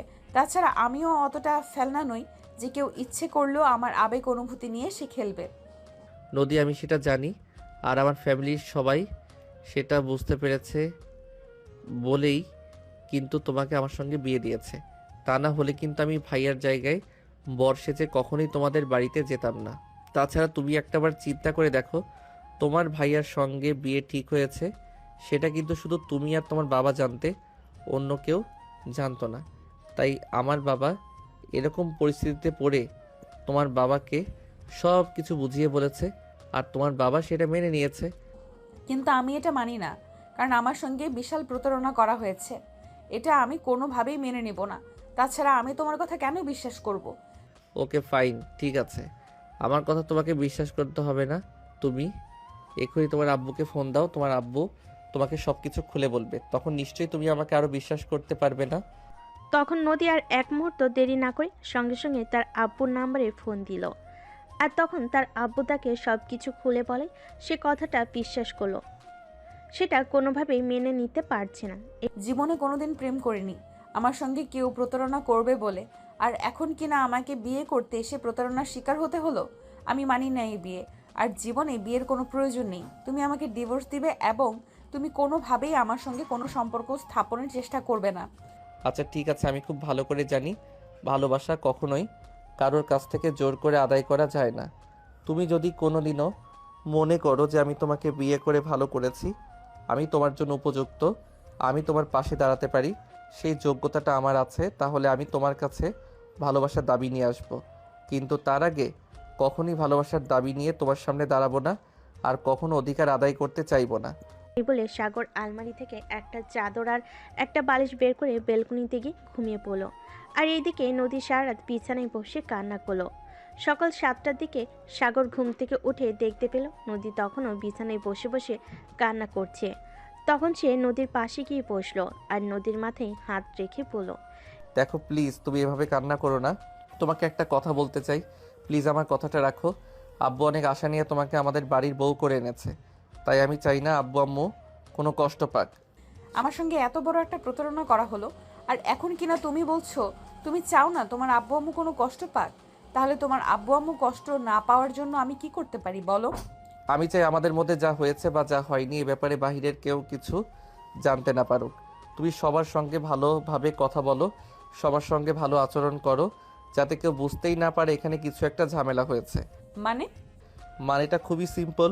তুমি সবাইকে তোমার ব্যবহার আচার আচরণে এটাই বোঝাবে যে ভাইয়াকে বিয়ে করতে না পেরেও তুমি ব্যতীত নও, বরং আমার সঙ্গে ভালোই আছো। আমি মিথ্যে অভিনয় করতে পারবো না। তাছাড়া আমি কখনোই কারোর সঙ্গে মিথ্যে কথা বলতে পারি না।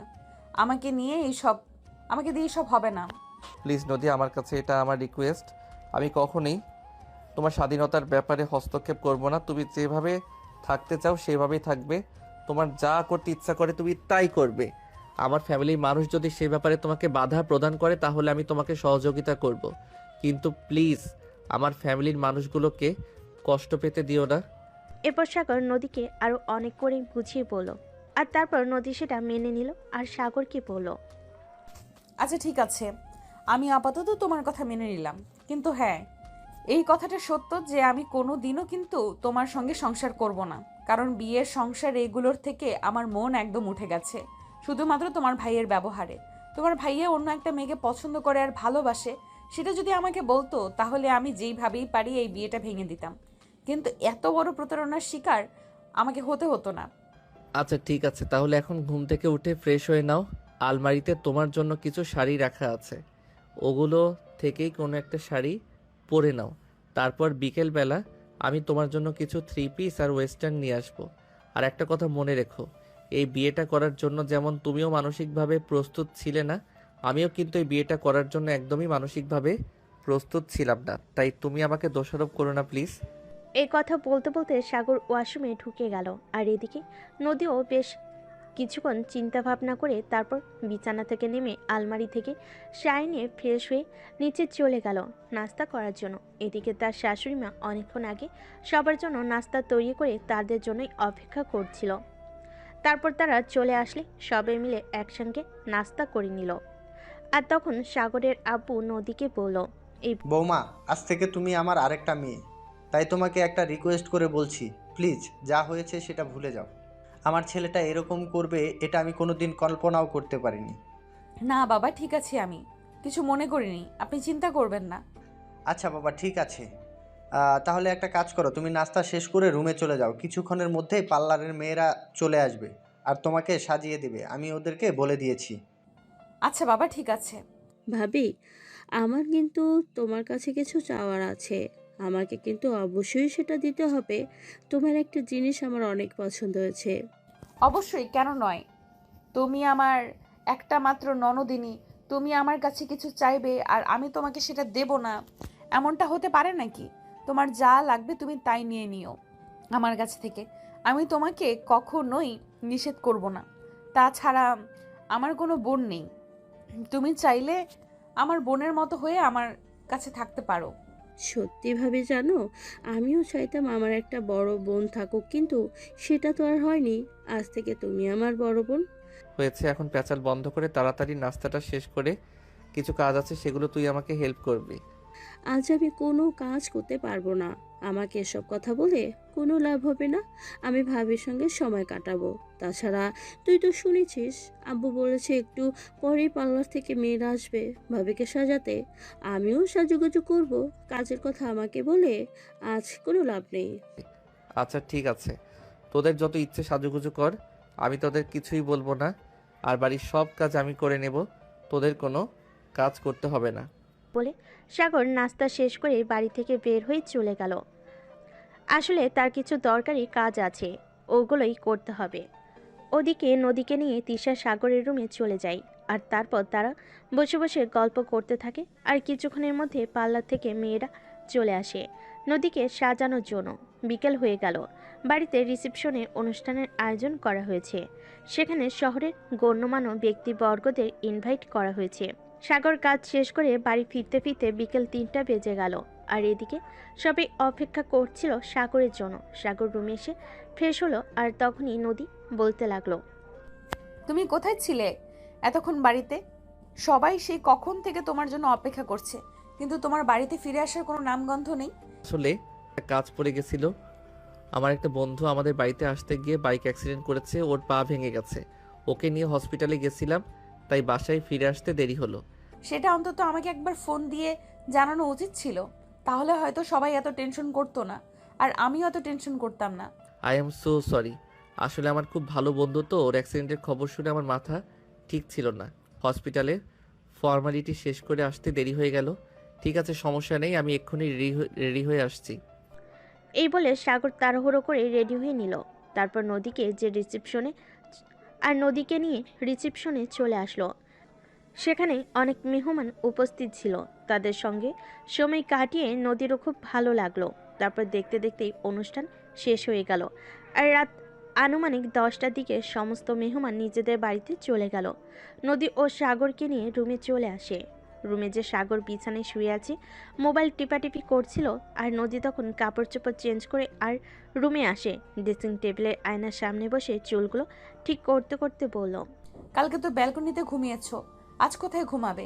তুমি যখন তোমার সঙ্গে এক বিছানায় আমাকে ঘুমাতে দেবে না, তাহলে তো আমাকে বেলকনিতেই ঘুমাতে হবে। এছাড়া তো অন্য কোনো উপায় নেই। এমনিতেই ঝড় বৃষ্টির রাত, বাইরে দিয়ে ঘুমানোর দরকার নেই, খাটের একপাশে ঘুমিয়ে পড়ো। না, সেটার কোনো প্রয়োজন নেই। আমার আবার ঘুমের মধ্যে হাত পা ছোড়াছুড়ি করার অভ্যাস আছে। তখন যদি আবার হাত পা তোমার উপর চলে যায়, তখন তো তুমি আবার আমাকে হাজারটা কথা শোনাবে। বললাম তো বিছানার মাঝখানে একটা কোলবালিশ দিয়ে তারপর বিছানার ওই পাশে শুয়ে পড়ো, আমি এই পাশে ঘুমিয়ে পড়বো, কোনো সমস্যা হবে না। তাছাড়া এটা তোমার বাড়ি, তোমার ঘর, কেন এখানে আমি মাতব্বরি করতে যাব? এটা একদম ঠিক হচ্ছে না। তোমার বিছানায় তুমি ঘুমাবে, এটাই তো সঠিক। হ্যাঁ, কিন্তু তুমি আমার বিয়ে করা বউ, তোমার ভালো মন্দ দেখভাল করার দায়িত্ব আমার, তাই আমি তো তোমাকে খারাপ অবস্থায় রেখে আমি ভালো অবস্থায় থাকতে পারি না। বললাম তো এত কথা বলবে না। এত কথা বলা কিন্তু আমার একদমই পছন্দ লাগে না। তোমাকে যখন বলেছি তুমি এই বিছানার ওই পাশে ঘুমিয়ে পড়ো, তুমি এটাই করো। আমি আর কোনো কথা শুনতে চাই না। সাগর খুব ভালোভাবে বুঝতে পারল এখন নদীর সঙ্গে কথা বলে নদী খুব ক্ষেপে যাবে, তাই সে নদীর সঙ্গে আর কোনো কথা না বলে চুপচাপ বিছানার এক পাশে ঘুমিয়ে পড়ল। এদিকে নদীও বিছানার অন্য পাশে শুয়ে ঘুমিয়ে পড়ল। এভাবে কাটছিল তাদের দিনগুলো। দেখতে দেখতে এক সপ্তাহ সময় কেটে গেল। সেদিন হঠাৎই নদী সাগরকে বলল, দেখো, তুমি খুব ভালো করেই জানতে আমি ছোট্ট একটা চাকরি করতাম। আমি চাই সেটা এখনো কন্টিনিউ করতে। হ্যাঁ, এটা তো খুব ভালো কথা। তাছাড়া আমি তো তোমাকে বলেছি আমি কখনোই তোমার স্বাধীনতায় হস্তক্ষেপ করব না। তোমার যেটা করতে মন চাইবে তুমি সেটাই করবে। আমি কখনোই কোনো ব্যাপারে তোমায় বাধা দেব না। হ্যাঁ, সেটা না হয় বুঝলাম, কিন্তু তোমার ফ্যামিলির মানুষজন ওরা কিভাবে নিবে আমি এটাই বুঝতে পারছি না। কারণ তোমার বাবার তো টাকা পয়সা মাশাল্লাহ কোনো দিক থেকেই কম নেই। তাদের বাড়ির বউ চাকরি করবে, এটি কি তারা মেনে নিতে পারবে? দেখো, আমি টাকা পয়সা নিয়ে চিন্তা করি না। তোমার পয়সা আমাকে কখনোই দিতে হবে না। আমার বাবার যা আছে আলহামদুলিল্লাহ। তাছাড়া আমিও পড়াশোনা করছি। পড়াশোনা শেষ করে কিছু একটা করব, কিন্তু আমি কখনোই তোমার স্বাধীনতায় হস্তক্ষেপ করতে চাই না। আচ্ছা ঠিক আছে, কিন্তু তোমার আব্বু আম্মুর কাছে যদি তুমি এ ব্যাপারে কথা বলতে, তাইলেই সবচাইতে বেশি ভালো হইতো। ঠিক আছে, সমস্যা নেই। আব্বু আম্মুর সঙ্গে আমি কথা বলে নেব এ ব্যাপারে। তোমাকে কোনো চিন্তা করতে হবে না। একটা কথা মনে রেখো, তুমি এই বাড়িতে সম্পূর্ণ স্বাধীনতায় থাকবে। কেউ তোমার স্বাধীনতায় হস্তক্ষেপ করবে না। এই বলে সেদিন বিকেলবেলা সাগর তার আব্বুর সঙ্গে এই ব্যাপারে কথা বলতে চায়, কিন্তু তার আব্বু অন্যদিকে চাকরি করতে দিতে কোনোভাবেই রাজি হচ্ছিল না। অবশেষে সাগর তার আব্বুকে বলল, দেখো বাবা, তোমাকে একটা কথাই বলতে চাই। নদী এই বাড়িতে স্বাধীনতাহীনতায় ভুগুক, সেটা আমি কখনোই চাই না। তাছাড়া সে আমার বউ, তাই আমি চাই সে সব সময় এটা ফিল করুক যে সে আমার বউ হয়ে কোনো ভুল করেনি। আচ্ছা ঠিক আছে, তোর বউকে তুই কিভাবে রাখবি সেটা তোর ব্যক্তিগত ব্যাপার, তাই আমি তোকে এই ব্যাপারে কিছু বললাম না। তোর যেটা ভালো মনে হয় তুই সেটাই কর। ধন্যবাদ আব্বু, আমি জানতাম তোমাকে বুঝিয়ে বললে তুমি বিষয়টা বুঝতে পারবে। যাই হোক, তাহলে আমি এই খবরটা নদীকে দিয়ে আসি। নদী খবরটা শুনতে পেলে অনেক খুশি হবে। এই বলে সাগর দৌড়ে রুমে চলে আসে। রুমে এসে দেখে নদী বিছানার এক পাশে বসে আছে। সাগর রুমে আসতে সে মনে মনে ভাবল এই খবরটা নদীকে এভাবে দেওয়া যাবে না, তাই সে মুখটা অন্ধকার করে রুমে প্রবেশ করলো। এটা দেখে নদী বলল, দেখলে তো, আমি যেরকমটা ভেবেছিলাম সেরকমটাই হলো। তোমার আব্বু আম্মু কখনোই আমার বাইরে চাকরি করাটা অ্যালাউ করবে না। আরে না, আব্বু তো তোমাকে চাকরি করার পারমিশন দিয়েছে। আমি তো ভেবেছিলাম তুমি আমার মুখের অবস্থা দেখে কেমন রিয়াকশন করো সেটা দেখার জন্য। ও সত্যি বলছো তোমার আব্বু আমাকে চাকরি করার পারমিশন দিয়েছে? তুমি জানো আমার আজ কি খুশি লাগছে? আমি তোমাকে বলে বোঝাতে পারবো না আজ যে আমার কত আনন্দ লাগছে। সত্যি আমার শ্বশুরবাড়ির মানুষ আমাকে চাকরি করতে দেবে, এটা আমি সত্যিই ভাবতে পারিনি। এই বলে নদী তখনই খুশিতে গদগদ হয়ে দৌড়ে এসে সাগরকে জড়িয়ে ধরে বলতে লাগলো, সত্যি তোমাকে অনেক ধন্যবাদ। তুমি না থাকলে এটা কোনোভাবেই সম্ভব হতো না। তুমি আমার জন্য অনেক করেছো। সত্যি তুমি খুব ভালো। এটা বলে নদী হঠাৎ করে সাগরকে ছেড়ে দিল আর বলতে লাগলো, সরি, আমি আনন্দে এটা করে ফেলেছি। সরি, আমাকে প্লিজ তুমি ক্ষমা করে দিও। তোমাকে এভাবে জড়িয়ে ধরাটাও ঠিক হয়নি। আরে বাবা, এভাবে বলার কি আছে? তুমি আমার বিয়ে করা বউ, তুমি আমাকে জড়িয়ে ধরতেই পারো। আমি এই ব্যাপারে কিছুই মনে করিনি। তাছাড়া আমার তো ভালোই লাগছিল তুমি যখন জড়িয়ে ধরছিলে। প্রথম কোনো মেয়ে মানুষের স্পর্শ পেলাম, অন্যরকম অনুভূতি হচ্ছিল। তাই নাকি? তোমার অন্যরকম অনুভূতি আমি বার করছি, দাঁড়াও তোমাকে দেখাচ্ছি মজা। এই বলেই নদী সাগরকে দৌড়াতে লাগলো। আর সাগরকে পায় কি, সাগর ততক্ষণে রুম থেকে বের হয়ে চলে গেছে। এরপর দিন থেকে নদী যথারীতি তার অফিসে যাওয়া শুরু করে। এদিকে সাগরও ভার্সিটিতে যাওয়া শুরু করে, কারণ সামনে তার ফাইনাল ইয়ারের এক্সাম। তার বেস্ট ফ্রেন্ড হসপিটালে থাকায় এই খবরটা ভার্সিটিতে পৌঁছাতে একটু দেরি হলো। সেদিন সাগর ভার্সিটির ক্যাম্পাসে এসে দাঁড়াতেই তার এক বন্ধু তাকে বলল, কি ব্যাপার দোস্ত, বিয়ে করে নিলি অথচ আমাদেরকে জানালিও না? আমরা তো তোর বন্ধু, আমাদেরকেও একবার জানানো উচিত ছিল। দেখো বন্ধু, হঠাৎ করে সব কিছু হয়ে গেছে, তাই তোদেরকে কোনো কিছু জানাতে পারিনি। তাছাড়া তোরা তো সবাই জানতি নদীর বিয়ে হতে চলেছিল আমার বড় ভাইয়ের সঙ্গে, কিন্তু দুর্ভাগ্যবশত সেটা আমার সঙ্গে হয়ে গেছে, তাই তোদেরকে বলার সময় পাইনি। আচ্ছা ঠিক আছে, সে না হয় বুঝলাম, কিন্তু এখন আমাদেরকে মিষ্টি কবে খাওয়াবি সেটাই বল। আমরা তো ভেবেছিলাম তোর বিয়েতে অনেক আনন্দ করব, কিন্তু সেটা তো আর হয়ে উঠলো না। তবে তাই বলে তো আর মিষ্টি খাওয়া মিস করতে পারি না, আমাদেরকে অবশ্যই মিষ্টি খাওয়াতে হবে। আচ্ছা ঠিক আছে, কোনো সমস্যা নেই। তোরা যখন মিষ্টি খেতে চাইবি আমি তখনই তাদেরকে মিষ্টি খাওয়াবো।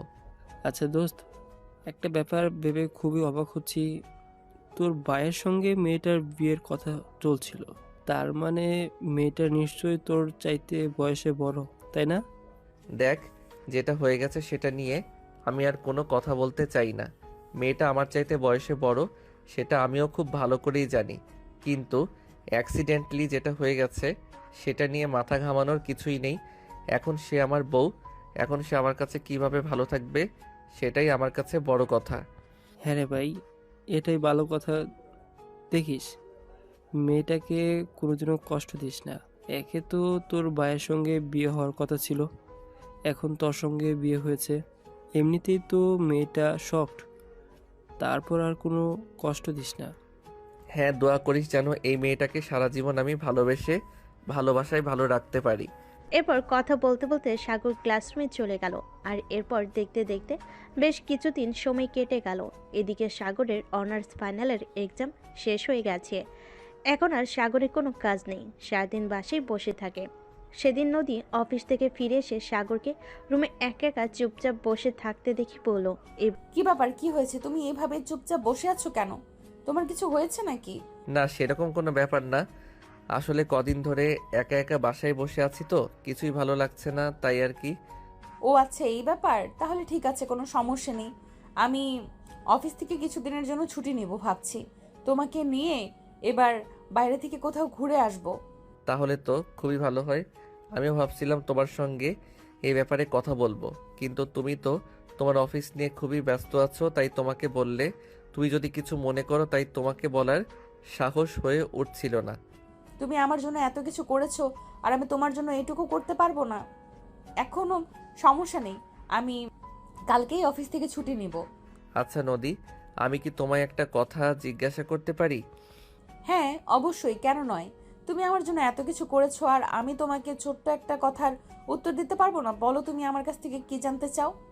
আচ্ছা নদী, তুমি কি এখনো আমাকে তোমার স্বামী হিসেবে মেনে নিতে পারোনি? না মানে দেখো, আমাদের বিয়ে হলো প্রায় 1 বছর হতে চললো, কিন্তু এখনো পর্যন্ত আমরা যে এখনো স্বামী স্ত্রী হতে পারি এটা শুধু আমরাই জানি, বাইরের কেউ জানে না। জানি না তুমি আমার বলা কথাটা বিশ্বাস করবে কিনা, কিন্তু সত্যি বলতে এটাই যে একটা কথা হয়তো তুমিও জানো, মেয়েরা বুক ফাটলেও মুখ ফুটে কিছু বলতে পারে না। কিন্তু আমি ভেবেছিলাম তুমি বুঝবে, কিন্তু এখনো মনে হয় তোমার সেই বয়সটা হয়ে ওঠেনি। মানে তুমি কি বলতে চাইছো? আমি তো সেটাই বুঝতে পারছি না। কি বলতে চাও একটু খুলে বলবে কি? আমি তোমার সঙ্গে একই রুমে একই বিছানায় আছি আজ প্রায় 1 বছর হতে চললো, কিন্তু এখনো পর্যন্ত আমি তোমাকে দেখিনি তুমি নিজে থেকে আমাকে কাছে টেনে নেওয়ার চেষ্টা করেছো। আমি অনেকবার হতে চেষ্টা করেছি, কিন্তু কি বলবো, আমি তো মেয়ে মানুষ। আমি মেয়ে হয়ে কি করে একটা ছেলেকে নিজের কাছে টেনে নেই বলো? কিন্তু তুমি তো বলেছিলে তুমি আমাকে স্বামী হিসেবে মেনে নিতে পারবে না, তুমি আমার সঙ্গে সংসার করবে না। তাছাড়া আমি তোমাকে কথা দিয়েছিলাম আমি কখনোই তোমার স্বাধীনতায় হস্তক্ষেপ করব না। তুমি যেভাবে থাকতে চাইবে আমি তোমাকে ঠিক সেইভাবেই রাখবো। তাই তো আমি কখনোই তোমার কাছ থেকে অধিকার আদায়ের ব্যাপারে কোনো অগ্রাধিকার দেখাইনি। হ্যাঁ, তুমি সত্যিই পুরুষ হিসেবে ধন্য, যার জন্য তোমাকে সেলুট জানাই। তুমি একটা মেয়েকে কথা দিয়ে কথা রাখার জন্য কতটা চেষ্টা করেছো, সেটা সত্যিই প্রশংসনীয়। কিন্তু একজন স্বামী কিংবা একজন প্রেমিক পুরুষ হিসাবে তোমার কাছ থেকে আমি এটা কখনোই আশা করিনি। আমার কাছে নিজের শারীরিক চাহিদা মেটানোর চাইতে একজন মানুষকে দেওয়া কথা রক্ষা করাটা সবচাইতে বেশি জরুরি। আমি চাই তুমি সব সময় তোমার মতোই থাকো, তোমার যথেষ্ট ফ্রিডম থাকুক, কখনই তোমার স্বাধীনতায় হস্তক্ষেপ না করুক। তুমি কি জানো ইতিমধ্যে আমার ফ্যামিলির মানুষজন কানাগোছা শুরু করে দিয়েছে। তোমার আর আমার মধ্যে যদি ভালো কোনো সম্পর্কই থাকতো তাহলে হয়তো এতদিনে তারা ছোট্ট একটা সুখবর শুনতে পেত। কিন্তু আমি বরাবর তাদেরকে এটাই বলে এসেছি যে আমরা দুজন দুজনকে সময় দিচ্ছি। সময় হলে অবশ্যই সবাই খুশির খবর শুনতে পাবে। তুমি আমার জন্য তোমার ফ্যামিলির মানুষদেরকে এইভাবে মিথ্যে বলে যাচ্ছ দিনের পর দিন। সত্যি আমি ভাবতে পারি না একটা ছেলে কতটা ভালো হলে এমন কিছু করতে পারে। আমি ভালো নাকি খারাপ সেটা আমি জানি না, তবে আমি এটুকু জানি যে কাউকে দেওয়া কথা রক্ষা করা প্রত্যেকটা মানুষের দায়িত্ব এবং কর্তব্য। আমি তোমাকে কথা দিয়েছি আমি তোমাকে তোমার মতো রাখবো। তুমি যেভাবে থাকতে চাও ঠিক সেভাবেই রাখবো। আমি তো আমার কথার বরখেলাপ করতে পারি না। তুমি হয়তো আমাকে মেনে নিতে নাই পারো, কিন্তু আমি তোমাকে আমার স্ত্রী হিসেবে গ্রহণ করেছি। তোমার সব সুবিধা ও অসুবিধা দেখা আমার দায়িত্ব। তবে কি আমি এটাই মনে করব যে দায়িত্বের কাছে ভালোবাসা হেরে গেছে? কেন তুমি এরকমটা মনে করবে কেন? এরকমটা মনে করার তো কোনো কারণ আমি দেখতে পাচ্ছি না। ভালোবাসা ভালোবাসার জায়গায় আছে। তুমি আমাকে স্ত্রীর অধিকার দাওনি, তাতে কি হয়েছে? আমি কি তোমায় ভালোবাসি না? অবশ্যই আমি তোমাকে ভালোবাসি বলেই তোমার দেওয়া প্রত্যেকটা কথা রক্ষার চেষ্টা করছি। যদি তোমায় ভালো নাই বাসতাম তাহলে বাসর রাতেই তোমার কাছ থেকে জোর করে স্ত্রীর অধিকার আদায় করে নিতাম। কিন্তু আমি কি সেটা করেছি? হ্যাঁ, সেজন্যই তো বলি তুমি আমার দেখা আমার পৃথিবীতে সর্বশ্রেষ্ঠ পুরুষ। তোমার মতো মানুষ হয় না। সত্যি একটা মানুষ নিঃস্বার্থভাবে কাউকে এতটা ভালোবাসতে পারে আর এত কিছু করতে পারে, সেটা তোমাকে না দেখলে বুঝতেই পারতাম না। হ্যাঁ, তুমি একদম ঠিক ধরতে পেরেছ। আমার কাছে ভালোবাসা মানে ভালোবাসার মানুষ তার ভালো লাগা, ভালো থাকা। আমার কাছে ভালোবাসার মানে এই নয় জোর করে সব কিছু আদায় করে নেওয়া। আমার কাছে ভালোবাসার মানে শুধু শরীর নয়, আমার কাছে ভালোবাসা মানে হলো ভালোবাসার মানুষটা। ভালোবাসার মানুষটা যদি আমাকে ভালোবাসে আর আমি তার ভালোবাসাটা বুঝতে পারি, তাহলে সে নিজের থেকেই নিজের সব কিছু আমায় উজাড় করে দেবে। আমি কেন জোর করে তার কাছ থেকে কোনো কিছু আদায় করতে যাব? হ্যাঁ, একদম ঠিক। তোমার এই বিষয়টা বরাবরের মতো আমায় অবাক করেছে।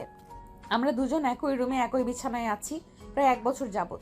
তুমি চাইলেই আমার ইচ্ছের বিরুদ্ধে গিয়ে আমার সঙ্গে শারীরিক সম্পর্ক করতে পারতে, কিন্তু তুমি কোনোদিনও আমার ইচ্ছের বিরুদ্ধে গিয়ে আমার হাত পর্যন্ত ধরোনি। বিয়ের পর সবাই কত আনন্দ করে বউকে নিয়ে হানিমুনে যায়, এই করে সেই করে, কিন্তু তুমি কোনোদিনও আমাকে জোর করে এটা বলোনি যে আজ ঘুরতে যাই। আমি তোমায় মাঝে মাঝেই বলেছি আমাকে রেস্টুরেন্টে নিয়ে যাও, আমাকে পার্কে নিয়ে যাও, আমাকে এখানে নিয়ে যাও, আমাকে ওখানে নিয়ে যাও।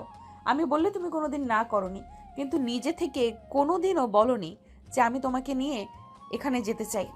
কারণ আমি অধিকার খাটাতে চাইনি। অধিকার খাটানোর অধিকার আছে বলেই যে জোর করে সেটা প্রয়োগ করতে হবে এরকম কোনো সংবিধান আমার হাদিসে নেই। তাহলে যদি বলি আমি সারা জীবন তোমার হয়ে থাকতে চাই, তুমি কি তাড়িয়ে দেবে আমায়? কখনোই না, প্রশ্নই ওঠে না। বিয়ে হলো পবিত্র একটা বন্ধন, দিয়ে যখন হয়ে গেছে তখন তো আমাদের দুজনকে একসাথেই থাকতে হবে। আমি কেন তোমাকে তাড়িয়ে দেব? তুমি ভালো নাই বাসতে পারো, আমি তো ভালোবেসেছি তোমায়। হয়তো এরকমটা হয়েছে যে আমার ভাইয়ের সঙ্গে তোমার বিয়ে হওয়ার কথা ছিল, কিন্তু দুর্ভাগ্যবশত আমার সঙ্গে তোমার বিয়েটা হয়ে গেছে। তাই বলে আমি কখনোই তোমায় অবহেলা করব না। তুমি আমার স্ত্রী, আমার কাছে পৃথিবীর সবচাইতে সেরা সুন্দরী এবং সর্বশ্রেষ্ঠ নারী। সত্যি সাগর, আমি তোমায় অনেক ভালোবাসি। আসলে চেনা নেই জানা নেই একটা ছেলের সঙ্গে আমার বিয়ে ঠিক হলো, তারপর সে আমাকে বিয়ে না করে অন্য একটা মানুষের সাথে পালিয়ে গেল, তারপর আবার তারই ছোট ভাইয়ের সঙ্গে আমার বিয়ে হলো। সবগুলো আমার কাছে কেমন যেন ঘোলাটে লাগছিল। আমি বুঝতে পারছিলাম না আমার কি করা উচিত। তাই হয়তো আমি ভুল করে তোমাকে অনেকটা কষ্ট দিয়ে ফেলেছি। প্লিজ আমাকে ক্ষমা করে দাও। দূর পাগলি, এভাবে বলতে হয় না। তোমার জায়গায় আমি থাকলেও হয়তো সেরকমটাই করতাম। তাছাড়া ভাইয়া যখন কাউকে কিছু না বলেই বাড়ি থেকে চলে যায় তখন আমারও খুব খারাপ লেগেছিল। তোমাকে আমি নিজের ইচ্ছায় বিয়ে করতে চাইনি। আমার বাবার সম্মান আমার কাছে সবচাইতে আগে ছিল। আমার বাবা তোমার বাবাকে কথা দিয়েছিল তোমাকে আমাদের বাড়ির বউ করে আনবে। বাবার কথা রক্ষা করতে গিয়ে আমাকে এটা করতে হয়েছে, কিন্তু তার মানে এই নয় যে আমি তোমায় ভালোবাসি না। তোমায় ভালোবাসতাম যেদিন তোমায় বউ করে এই বাড়িতে নিয়ে এসেছিলাম, আর আজকেও ভালোবাসি। সত্যি Sagar, I love you so much. বলে নদী সাগরকে জড়িয়ে ধরে কান্না করতে থাকে। এটা দেখে সাগর নদীকে বলে, লাভ ইউ টু পাগলি। কান্না করে না, কান্না করছো কেন? আমার দেখা মহান পুরুষ তুমি। সত্যি কেউ একটা অচেনা অজানা মেয়ের জন্য এতটা করতে পারে আমার জানা ছিল না। ভালোবেসে বিয়ে করলেও হয়তো কেউ এতটা ফ্রিডম পায় না। সত্যি তুমি খুব ভালো একজন পুরুষ। তাহলে থাকছো তো সারা জীবন আমার সঙ্গে? কখনো ছেড়ে যাবে না তো? আমায় কখনো বিচ্ছেদের যন্ত্রণা দিবে না তো? কখনোই না, আমি তোমায় কখনোই কোনো কষ্ট দেব না। আমি আমার যতটা সম্ভব তোমাকে ভালো রাখার চেষ্টা করব, because I love you. Love you too. এই বলে সাগর নদীকে নিজের কাছে টেনে নিল। আর নদীও তখন নিজেকে আর আটকে রাখলো না, সাগরকে তার পরিপূর্ণ অধিকার দিল। সাগর নদীকে এই প্রথমবারের মতো নিজের এতটা কাছে পেয়ে সে নিজেকে আর কোনোভাবেই কন্ট্রোল করে রাখতে পারছিল না। সে নদীর মাঝে নিজেকে হারিয়ে ফেল। নদীও নিজের ভালোবাসায় সাগরকে পরিপূর্ণ করে তুলল। দুজন দুজনের ভালোবাসায় এতটাই মুগ্ধ হয়ে গেল যে কখন রাত পেরিয়ে সকাল হয়ে গেল সেটাই তারা কেউ টের পেল না। সকালবেলা ঘুম থেকে উঠে নদী ফ্রেশ হয়ে অফিসে যাওয়ার জন্য তৈরি হয়ে গেল। আর সাগর তখনই ঘুম থেকে উঠল।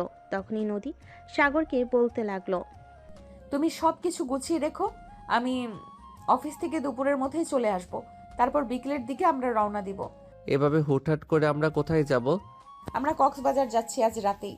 আমরা ঢাকা থেকে রওনা দেব আর কাল সকালের মধ্যেই কক্সবাজার পৌঁছে যাব। আর হ্যাঁ, আব্বু আম্মুকে আমি বলে দেব। এই বলে নদীর সাগরের কপালে আলতো করে একটা ভালোবাসার পরশ এঁকে দিয়ে তারপর রুম থেকে বের হয়ে চলে গেল ড্রয়িং রুমে। এসে দেখতে পেল তার শ্বশুর আর শাশুড়ি দুজনেই বসে আছে। তখন তাদের সঙ্গে সে কথা বলল, তারও সম্মতি জানালো। তারপর নদী বাসা থেকে বের হয়ে অফিসে চলে গেল। দুপুরের দিকে সে তার বসের কেবিনে গেল আর তারপর তার বসের সঙ্গে কথা বলল। বস, আমার কিছুদিনের জন্য ছুটি লাগবে। আপনি তো জানেন আমার বিয়ে হয়েছে প্রায় 1 বছর, কিন্তু এখনো হানিমুনে যেতে পারিনি। তাই ভাবলাম এবার অফিস থেকে ছুটি নিয়ে জামাইকে নিয়ে হানিমুনের কাজটা সেরে আসব। হ্যাঁ, এটা তো খুবই ভালো ব্যাপার। তুমি বিয়ে করেছো এতদিন হলো, কিন্তু এখনও জামাইকে নিয়ে কোথাও ঘুরতে যাওনি। এই বিষয়টা বারবার আমাকে ভাবিয়ে তুললো। আমি ভাবছিলাম আমি যে কাট আমি নিজে থেকেই তোমাকে কাট আমি নিজে থেকেই তোমাকে এ ব্যাপারে বলবো, কিন্তু তুমি আমার অফিসের কর্মচারী, তুমি কি ভাববে সেই মনে করে আর তোমাকে বলা হয়ে ওঠেনি। বস, আমি 1 সপ্তাহের ছুটি লাগবে। আমি আমার হাজবেন্ডকে নিয়ে কক্সবাজার যেতে চাই। ঠিক আছে, কোনো সমস্যা নেই। আমি তোমাকে এই সপ্তাহ ছুটি দিয়ে দিলাম। আর একটা কথা, কক্সবাজারের থেকে আসার সময় কিন্তু আমাদের জন্য অবশ্যই কিছু নিয়ে আসবে। আমার কিন্তু গিফট চাই। ওকে বস, ঠিক আছে, কোনো সমস্যা নেই। আমি অবশ্যই কক্সবাজার থেকে আসার সময় অফিসের সবার জন্যই কিছু না কিছু নিয়ে আসব।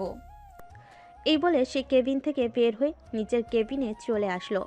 আর তারপর অফিসের কাজকর্ম শেষ করে বাসায় চলে আসলো। আর তখনই হঠাৎ তার তিশার সঙ্গে দেখা হলো। তিশা তখন নদীকে বলতে লাগলো, কি ব্যাপার ভাবি, শুনলাম তোমরা নাকি হানিমুনে যাচ্ছ? হ্যাঁ, তুমি একদম ঠিকই শুনেছ। তাছাড়া তোমাকে বলতে মনে ছিল না। আমি তো ভেবেছিলাম তুমিও আমাদের সঙ্গে যাবে, কারণ আমি বিয়ে হয়ে আসার পর থেকে দেখছি তুমি তো তেমন একটা বাইরে কোথাও যাও না। তাই ভাবছিলাম এবার যদি আমাদের সঙ্গে যেতে তাহলে ভালো লাগতো। না, এবার তোমরা ঘুরে আসো, কারণ তোমরা তো হানিমুন করতে যাচ্ছ। সেখানে আমি কাবাবের হাঁটি হতে চাই না। পরে না হয় একসময় তোমাদের সঙ্গে কোথাও ঘুরতে যাব। না তিশা, নদী একদম ঠিক কথাই বলেছে।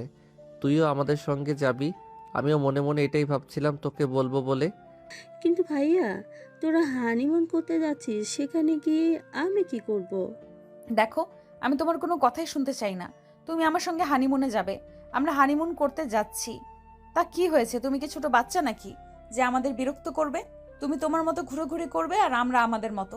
দেখো, মেয়েদের সবসময় একটু হলেও ফ্রিডম থাকা উচিত, যাতে তারা নিজেদের মনের কথা হলেও কাউকে খুলে বলতে পারে। কিন্তু আমি তোমাদের বাড়িতে এসে তোমাকে কখনোই সেরকম স্বাধীনভাবে চলাফেরা করতে দেখিনি। তুমি সবসময় কিছু একটা নিয়ে ভয় পেয়ে থাকো। আমিও সেটা খুব একটা আন্দাজ করতে পারি, কিন্তু করার মতো তো কিছুই নেই। কারণ এই বাড়িতে তো শ্বশুরমশাই যা বলবে তাই হবে। তাছাড়া আমিও চাই শ্বশুরমশাই যতদিন বেঁচে আছেন ওনার কথা মতোই সংসার চলুক। তাহলে তিশা, তুই তোর নিজের জিনিসপত্র গুছিয়ে নে। আমরা তো সন্ধ্যায় রওনা দিব। এখন সময় হাতে খুব একটা বেশি নেই। এখনই সব কিছু গোছাতে শুরু কর। আচ্ছা ঠিক আছে, কোনো সমস্যা নেই। আমি কিছুক্ষণের মধ্যে সব কিছু গুছিয়ে নিতে পারবো, কিন্তু আব্বু আম্মু কি বলবে? আব্বুকে এই ব্যাপারে কিছুই বলা হয়নি। তাছাড়া তুই তো জানিস আব্বুকে না বলে আমি কখনো কোথাও যাই না। এ ব্যাপারে তোকে কিছুই চিন্তা করতে হবে না। নদী আব্বুর সঙ্গে এ ব্যাপারে কথা বলবে, তাই না নদী?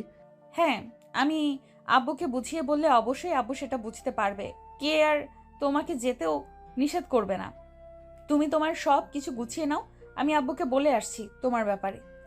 এই বলে নদী সেখান থেকে সোজা তার শ্বশুরের রুমে চলে গেল আর তার শ্বশুরকে বলতে লাগলো। আব্বু, আপনাকে একটা কথা বলার ছিল, জানি না আপনি কিভাবে নিবেন কথাটা। আরে বৌমা, এত আমতা আমতা করার কি আছে? তুমি আমার একটা মাত্র ছেলের বউ, তোমার কথা কি আমরা কখনো ফেলতে পারি? তুমি বলো না কি বলবে।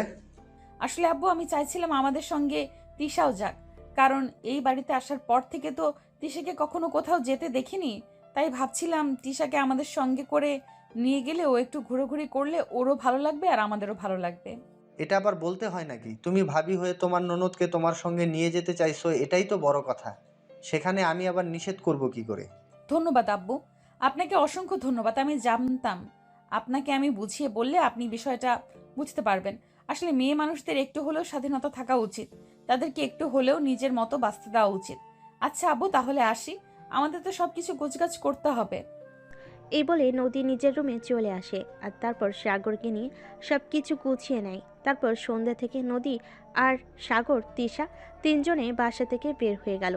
সারা রাত জার্নি করে সকালবেলা এসে তারা কক্সবাজার পৌঁছালো। তাদের হোটেল রুম আগে থেকে বুক করা ছিল। নদী অনলাইনে হোটেলের রুম বুক করে রেখেছিল, তাই তারা সোজা হোটেলে চলে গেল আর সেখানে কিছুক্ষণ বিশ্রাম নিয়ে সকালে নাস্তা শেষ করে তারপর তারা সমুদ্র দেখতে বেরিয়ে পড়ল। তারা সবাই সমুদ্রের ভিসে হাঁটাহাঁটি করছিল। তখনই হঠাৎ তিশার একটা ছেলের সঙ্গে ধাক্কা লেগে গেল। এই ছেলে, কি সমস্যা আপনার? চোখে দেখতে পান না নাকি? চোখে তো দেখতে পাইছি, কিন্তু আপনার মতো সুন্দরী মেয়ে যদি নিজে থেকে এসে উষ্টা খায়, তাহলে আমি দেখতে পাবো কি করে?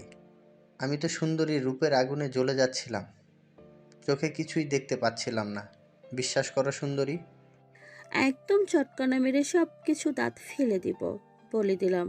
অসভ্য ইতর বদমাইশ লম্পট, চরিত্রহীন কোথাকার। মেয়েদেরকে কিভাবে সম্মান দিয়ে কথা বলতে হয় এটা তোর ফ্যামিলি থেকে শেখায়নি? ফ্যামিলি থেকে সব কিছুই শিখিয়েছে, কিন্তু বিশ্বাস করো সুন্দরী, জীবনে অনেক মেয়ে মানুষ দেখেছি, তোমার মতো এরকম হট সেক্সি দেখিনি। কথাটা বলতে দেরি হলো, কিন্তু তিশার ঠাস ঠাস করে ওই ছেলেটার গালে চটটা বসিয়ে দিতে দেরি হলো না। তোর এত বড় সাহস, তুই আমাকে এই কথাগুলো বলার সাহস কোথা থেকে পাস? সাগর আর নদী একটু ওই পাশে ছিল, তারা দেখতে পায়নি। রেগে যাওয়া কণ্ঠস্বর শুনে তারা দৌড়ে সেখানে চলে আসে আর তিশাকে জিজ্ঞেস করতে থাকে। কি ব্যাপার তিশা, কি হয়েছে? এভাবে চেঁচামেচি করছো কেন? কোনো সমস্যা হয়েছে নাকি? নদীর কণ্ঠস্বর শোনা মাত্রই পাশ থেকে ছেলেটা বলে উঠল। আরে নদী, তুই এখানে? হ্যাঁ, আমি আমার হাজবেন্ড আর ননদকে নিয়ে এখানে ঘুরতে এসেছি, কিন্তু তুই? এই তো বন্ধুদের সাথে এখানে ঘুরতে এসেছি, ওরা ওইদিকে ঘোরাঘুরি করছে। সেই অনার্স কমপ্লিট করার পর তো তোর সঙ্গে আর কখনো দেখাই হলো না। কেমন আছিস? এই তো আলহামদুলিল্লাহ ভালো আছি, বিয়ে করেছি, সংসার করছি। তোর কি খবর, বিয়ে শাদী করেছিস নাকি? না রে বান্ধবী, বিয়ে শাদির মতো সুযোগ আমার জীবনে এখনো আসেনি। তাছাড়া এই তো কিছুদিন হলো চাকরি নিয়েছি, এখন বিয়ে শাদি করবো বলে চিন্তা করেছি। আচ্ছা, এই মেয়েটা কি তোর ননদ নাকি? হ্যাঁ, এই হলো তিশা, আমার ননদ, আর এই হলো সাগর, আমার হাজবেন্ড। ও আচ্ছা, তাহলে তো ভালোই হলো নদী। একটা কথা বলি তোকে, তোর ননদ কিন্তু হেব্বি সুন্দরী। তোরা চাইলে তোর ননদকে আমার বউ বানাতে চাই। ছি ছি ছি ছি, বিচ্ছিরি আচরণ। দেখলে ভাবি তোমার বন্ধু কত খারাপ, কিভাবে তোমার সঙ্গে নির্লজ্জের মতো কথা বলছে। আচ্ছা ঠিক আছে রাকিব, আজ তাহলে আসি, তোর সঙ্গে অন্য সময় কথা হবে। আর হ্যাঁ, তোর ফোন নাম্বার কি আগেরটা আছে নাকি? হ্যাঁ, আমার ফোন নাম্বার তো আগেরটাই আছে, তবে আমি কিন্তু একটা কথার উত্তর এখনও পেলাম না। তোর ননদকে যদি বিয়ে দিতে চাস, তাহলে আমি তোর ননদকে বিয়ে করব। তোর সঙ্গে এই ব্যাপারে কথা পরে বলবো, এখন আমাকে হোটেলে ফিরতে হবে। বলে নদী কোনো রকমে কথা কাটিয়ে সেখান থেকে চলে আসে আর তখনই তিশা তার ভাবিকে বলতে থাকে। ভাবি, তোমার বন্ধুর আচরণ এতটা জঘন্য এটা আমি ভাবতেই পারিনি। তুমি ভুল ভাবছো রাকিব, এতটাও খারাপ ছেলে নয় যতটা তুমি ভাবছো। যে যথেষ্ট ভদ্র ফ্যামিলির ছেলে এবং যথেষ্ট ভালো। ইচ্ছে করে তোমার সঙ্গে একটু দুষ্টুমি করেছে আর কি, এর বেশি কিছুই না। তুমি যেরকমটা ভাবছো সেরকম একদমই নয়। ভাবি, তুমি এখন ওই ছেলেটার হয়ে সাফাই গেছো? এটা আমি ভাবতেই পারছি না তোমাকে আমি কত ভালো মনে করি, আর তুমি কিনা এরকম একটা ছেলের সাফাই গেছো। আরে নাতিশা, তুমি আমাকে ভুল ভাবছো, সেরকম কিছুই না। রাকিব যথেষ্ট ভালো ছেলে, তুমি ওর সঙ্গে একটু মিশলে সেটা বুঝতে পারবে। আমি মিশবো, তাও আবার এই ছেলেটার সঙ্গে? কখনোই না। এই বলে তিশা নিজের রুমে চলে আসে। আর এরপর চলে গেল আরও 4-5 দিন। তারা সেখানে ঘোরাঘুরি করলো, আনন্দ করলো। সেদিন বিকেলবেলা সবাই মিলে সমুদ্রের বিচে সূর্য অস্ত্র দেখতে গেছে। সাগর আর নদী এক জায়গায় দাঁড়িয়ে আছে, কিন্তু তিশাকে হঠাৎ করে কোথাও খুঁজে পাওয়া যাচ্ছে না। তাই নদী তিশাকে খুঁজতে লাগলো। খুঁজতে খুঁজতে হঠাৎ এক পাশে এসে দেখলো তিশা আর দুজনে একসঙ্গে দাঁড়িয়ে দাঁড়িয়ে কথা বলছে। তখন পিছন থেকে নদী তিশাকে উদ্দেশ্য করে বলল, কি ব্যাপার নন্দিনী, এখানে দাঁড়িয়ে দাঁড়িয়ে বুঝি প্রেম করা হচ্ছে? না মানে ভাবি, তুমি কি ভেবেছো আমি কিছুই বুঝতে পারবো না? আসলে আমার বন্ধুর মতো ছেলেকে অ্যাভয়েড করা তোমার মতো মেয়ের পক্ষে সম্ভব নয়। আমার বন্ধু কোনো দিক দিয়ে কম বলো শুনি? হ্যাঁ না মানে আসলে হয়েছে, এখন আর তোতলাতে হবে না। এখন বলো, আমি আব্বু আম্মুর সাথে কথা বলে তোমাদের বিয়ের ব্যবস্থা করব কিনা। সেটা করলে তো ভালোই হতো, তাহলে তো আর আমাকে কোনো কষ্টই করতে হতো না। দোস্ত, তোকে আমি একটা কথা বলেছিলাম না, আজ না হোক কাল তোর ননদের সঙ্গে প্রেম করেই ছাড়বো। হ্যাঁ, সেটাই তো ভাবছি। তুই যখন কোনো জিনিসের পিছু নিস তখন তো আর এত সহজে ওটার পিছু নেওয়া আবার ছেড়ে দিস না। আর তুই আমার ননদিনীকে বিয়ে করতে চলেছিস, তাহলে এখনো আমাকে দোস্ত বলে ডাকছিস কেন? ভাবি বলে ডাক। ঠিক আছে ভাবি, কোনো সমস্যা নেই, আপনি একটু তাড়াতাড়ি করে আমাদের বিয়ের ব্যবস্থা করে দিন।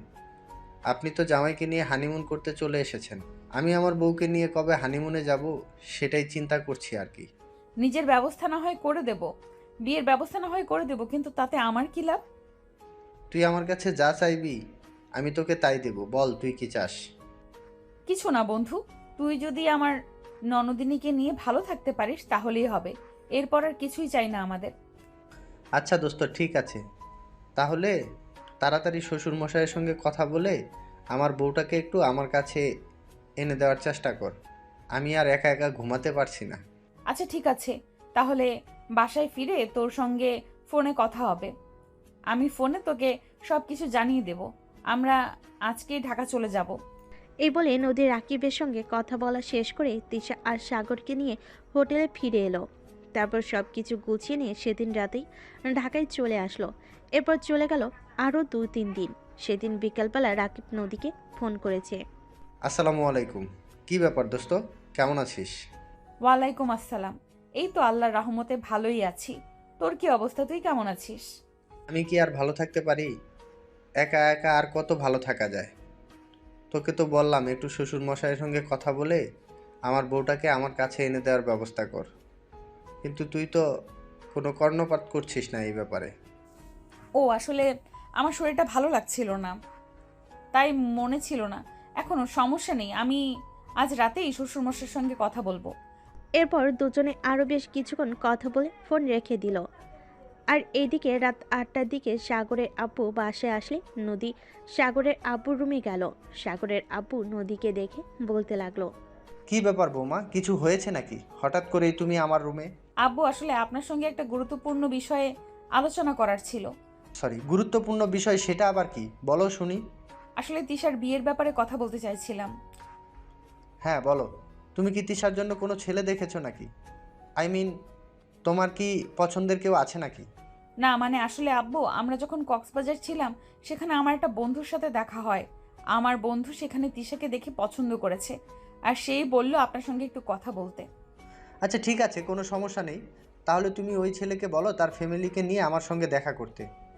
আমি তো আর গার্ডিয়ানবিহীন কারো হাতে আমার মেয়েকে তুলে দিতে পারি না, আমি ওই ছেলের ফ্যামিলির সাথে কথা বলতে চাই। ঠিক আছে আব্বু, কোনো সমস্যা নেই। তাহলে আমি ওনাদেরকে কবে আসতে বলবো যদি আপনি বলতেন? ওদের যদি কোনো সমস্যা না থাকে তাহলে আগামী পরশু শুক্রবার ওই দিনই আসতে বলো। ঠিক আছে আব্বু, কোনো সমস্যা নেই। আমি আজকেই রাকিবকে ফোন দিয়ে বলে দেব আগামী শুক্রবার এই ওর আব্বু আম্মুকে নিয়ে আমাদের বাসায় চলে আসতে, তারপর আপনার সঙ্গে কথা বলতে। নিজের রুমে চলে আসলো। তারপর রুমে এসে সে সঙ্গে সঙ্গে রাকিবকে ফোন দিয়ে এই সুখবরটা দিল। আর তারপর পরের শুক্রবারে সে তার বাবা মাকে নিয়ে নদীর বাড়িতে চলে আসলো। তারপর নদীর শ্বশুরমশাই আর রাকিবের আব্বু আম্মু কথা বলে রাকিব আর তিশার বিয়ে পাকা হয়ে গেল। অতঃপর কিছুদিনের মধ্যে রাকিব আর তিশার বিয়ে সম্পূর্ণ হয়ে গেল। আজ সাগরদের বাড়ির সবাই রাকিবদের বাড়িতে গিয়েছিল একটা দাওয়াত, আর সেখান থেকে কিছুক্ষণ হলো ফিরে এসেছে। রাত 10টা বাজে। নদী নিজের রুমে এসে সব কিছু গুছিয়ে রেখে তারপর ঘুমানোর জন্য প্রস্তুতি নিচ্ছিল। তখনই হঠাৎ নদীর ফোনটা বেজে উঠল। নদী ফোনটা হাতে নিয়ে দেখে রাকিব ফোন করেছে। এই অসময়ে রাকিব তাকে ফোন করার কারণটা কিসের এটাই বুঝতে পারল না। তাই সে দুশ্চিন্তা মনে নিয়ে ফোনটা রিসিভ করলো। নদী ফোনটা রিসিভ করতেই অপর প্রান্ত থেকে শুনতে পেল, থ্যাংক ইউ ভাবি প্লাস দোস্ত। সত্যি তুই সত্যিকারের বন্ধুর পরিচয় দিয়েছিস। তুই না থাকলে সত্যি হয়তো আস্তিসাকে আমার বউ করে পেতাম না। তোকে কি বলে যে ধন্যবাদ দেবো সেটা বুঝতে পারছি না। সত্যি তোর মতো বন্ধু প্রত্যেকটা মানুষের জীবনে প্রয়োজন। তুই আমাকে এই কথাটা বলার জন্য এত রাতে ফোন দিয়েছিস? আমি তো ভাবছিলাম কি না কি হয়ে গেল। আরে বাবা, ভয় পাওয়ার কি আছে? আমি তো তোকে ধন্যবাদ দেওয়ার জন্যই ফোন করেছিলাম। সত্যি তুই না থাকলে হয়তো তিশাকে আজ আমার বউ করে পেতাম না। আচ্ছা ভাই, ঠিক আছে, এখন আমার সঙ্গে কথা বলে সময় নষ্ট না করে বউকে ভালোবাসা দে। আর একটা কথা বলে দিচ্ছি, খবরদার কখনো কিন্তু আমার ননদিনী যেন তোর ব্যাপারে কোনো কমপ্লেন করতে না পারে। আচ্ছা, তুই তো আমাকে জানিস আমি কেমন ছেলে। আমি কোনো দিন তোর ননদকে আমার ব্যাপারে কোনো কমপ্লেন করতে দেব না, তুই দেখে নিস। আচ্ছা ঠিক আছে, তাই যেন হয়। রাখছি তাহলে, আমারও শরীরটা টায়ার্ড লাগছে, ঘুমাবো। এই বলে নদী ফোনটা কেটে দিল। আর তখনই হঠাৎ পিছন থেকে সাগর বলতে লাগলো, বউ আমার না আজ একটা তোমার আদর খেতে ইচ্ছা করছে, একটু আদর করবে কি আমায়? না, একদমই নয়। আমার শরীর টায়ার্ড লাগছে, আমাকে ঘুমাতে হবে। তাছাড়া আজকে খাওয়াটাও একটু বেশি হয়ে গেছে। তুমি আমার সঙ্গে এরকম কেন করো বলো তো? তুমি তো আমার 10টা না 5টা না একটা মাত্র আদরের বউ। আমি তোমার কাছে আদর চাইবো না তো কার কাছে চাইবো বলো? উফ, এভাবে বলতে হয় নাকি? নিজে একটু জোর করে আদায় করে নিতে পারো না? তুমি না একটু রোমান্টিক না। তোমাকে তো আগেই বলেছি আমি কারোর কাছ থেকে জোর করে কিছু নিতে চাই না। তাছাড়া তুমি আমার বউ, তোমার ইচ্ছে অনিচ্ছার একটা ব্যাপার আছে। আমি কেন তোমাকে জোর করব? এই শোনো, সব কিছু কারোর কাছ থেকে পারমিশন নিয়ে করতে হয় না। কিছু কিছু জিনিস আছে যেগুলো নিজের থেকে জোর করেও আদায় করে নিতে হয়, যেমন ভালোবাসা। আমি কি সব সময় আমার থেকে ইচ্ছে করে তোমাকে ভালোবাসা দেব নাকি? মাঝে মাঝে তো তুমি নিজেই আমার কাছ থেকে কিছু আদায় করে নিতে পারো। তাই? আচ্ছা ঠিক আছে, এখন যেহেতু তুমি পারমিশন দিয়েই দিয়েছো তোমার কাছ থেকে জোর করে আদায় করে নিতে, তাহলে তো আর আমার কোনো সমস্যা নেই। তাহলে এখন থেকে আমি আমার ভালোবাসা আর অধিকার তোমার কাছ থেকে জোর করেই আদায় করে নেব। তারপর সাগর নদীকে টান দিয়ে নিজের কাছে টেনে নিল। আর তারপর নদীর গালের কাছ থেকে চুলগুলো সরিয়ে আলতো করে তার গালে ছোট্ট একটা ভালোবাসার পরশ এঁকে দিল। নদী সাগরের স্পর্শ পেয়ে একটু কেঁপে উঠল, কিন্তু সাগর এখন আর নদীকে দূরে যেতে দিল না। সে নদীকে নিজের আরও কাছে টেনে নিল। আর তারপর সে নদীর সারা শরীরে ভালোবাসার স্পর্শ করতে লাগলো। নদী তখন আর সাগরের কাছ থেকে নিজেকে দূরে সরিয়ে রাখলো না, নিজেও সাগরের আরও কাছে চলে আসলো। আর নিজেও সাগরের সঙ্গে রেসপন্স করতে লাগলো। আর সাগর কেউ সে নিজের ইচ্ছে মতো কিস করতে লাগলো। এভাবেই দুজনেই ভালোবাসার মহাসমুদ্রে ডুবে গেল। তারপর ঘন্টার পর ঘন্টা চললো তাদের ভালোবাসার পর্ব। সারাত এভাবেই দুজন দুজনকে ভালোবাসায় ভরিয়ে রাখলো। আর তারপর রাত প্রায় 3টার দিকে দুজন দুজনকে জড়িয়ে ধরে ঘুমিয়ে পড়ল। এভাবেই চলছিল তাদের দুষ্টু মিষ্টি ভালোবাসার সংসার। সুপ্রিয় ভিউয়ার্স, আমাদের আজকের গল্পটা আপনাদের কাছে কেমন লেগেছে নিশ্চয়ই একটা ছোট্ট কমেন্টে জানাবেন। সবাই ভালো থাকবেন, সুস্থ থাকবেন। আবারও দেখা হবে নতুন কোনো ভালোবাসার গল্পে। সে পর্যন্ত সবাই অপেক্ষায় থাকুন। আল্লাহ হাফেজ।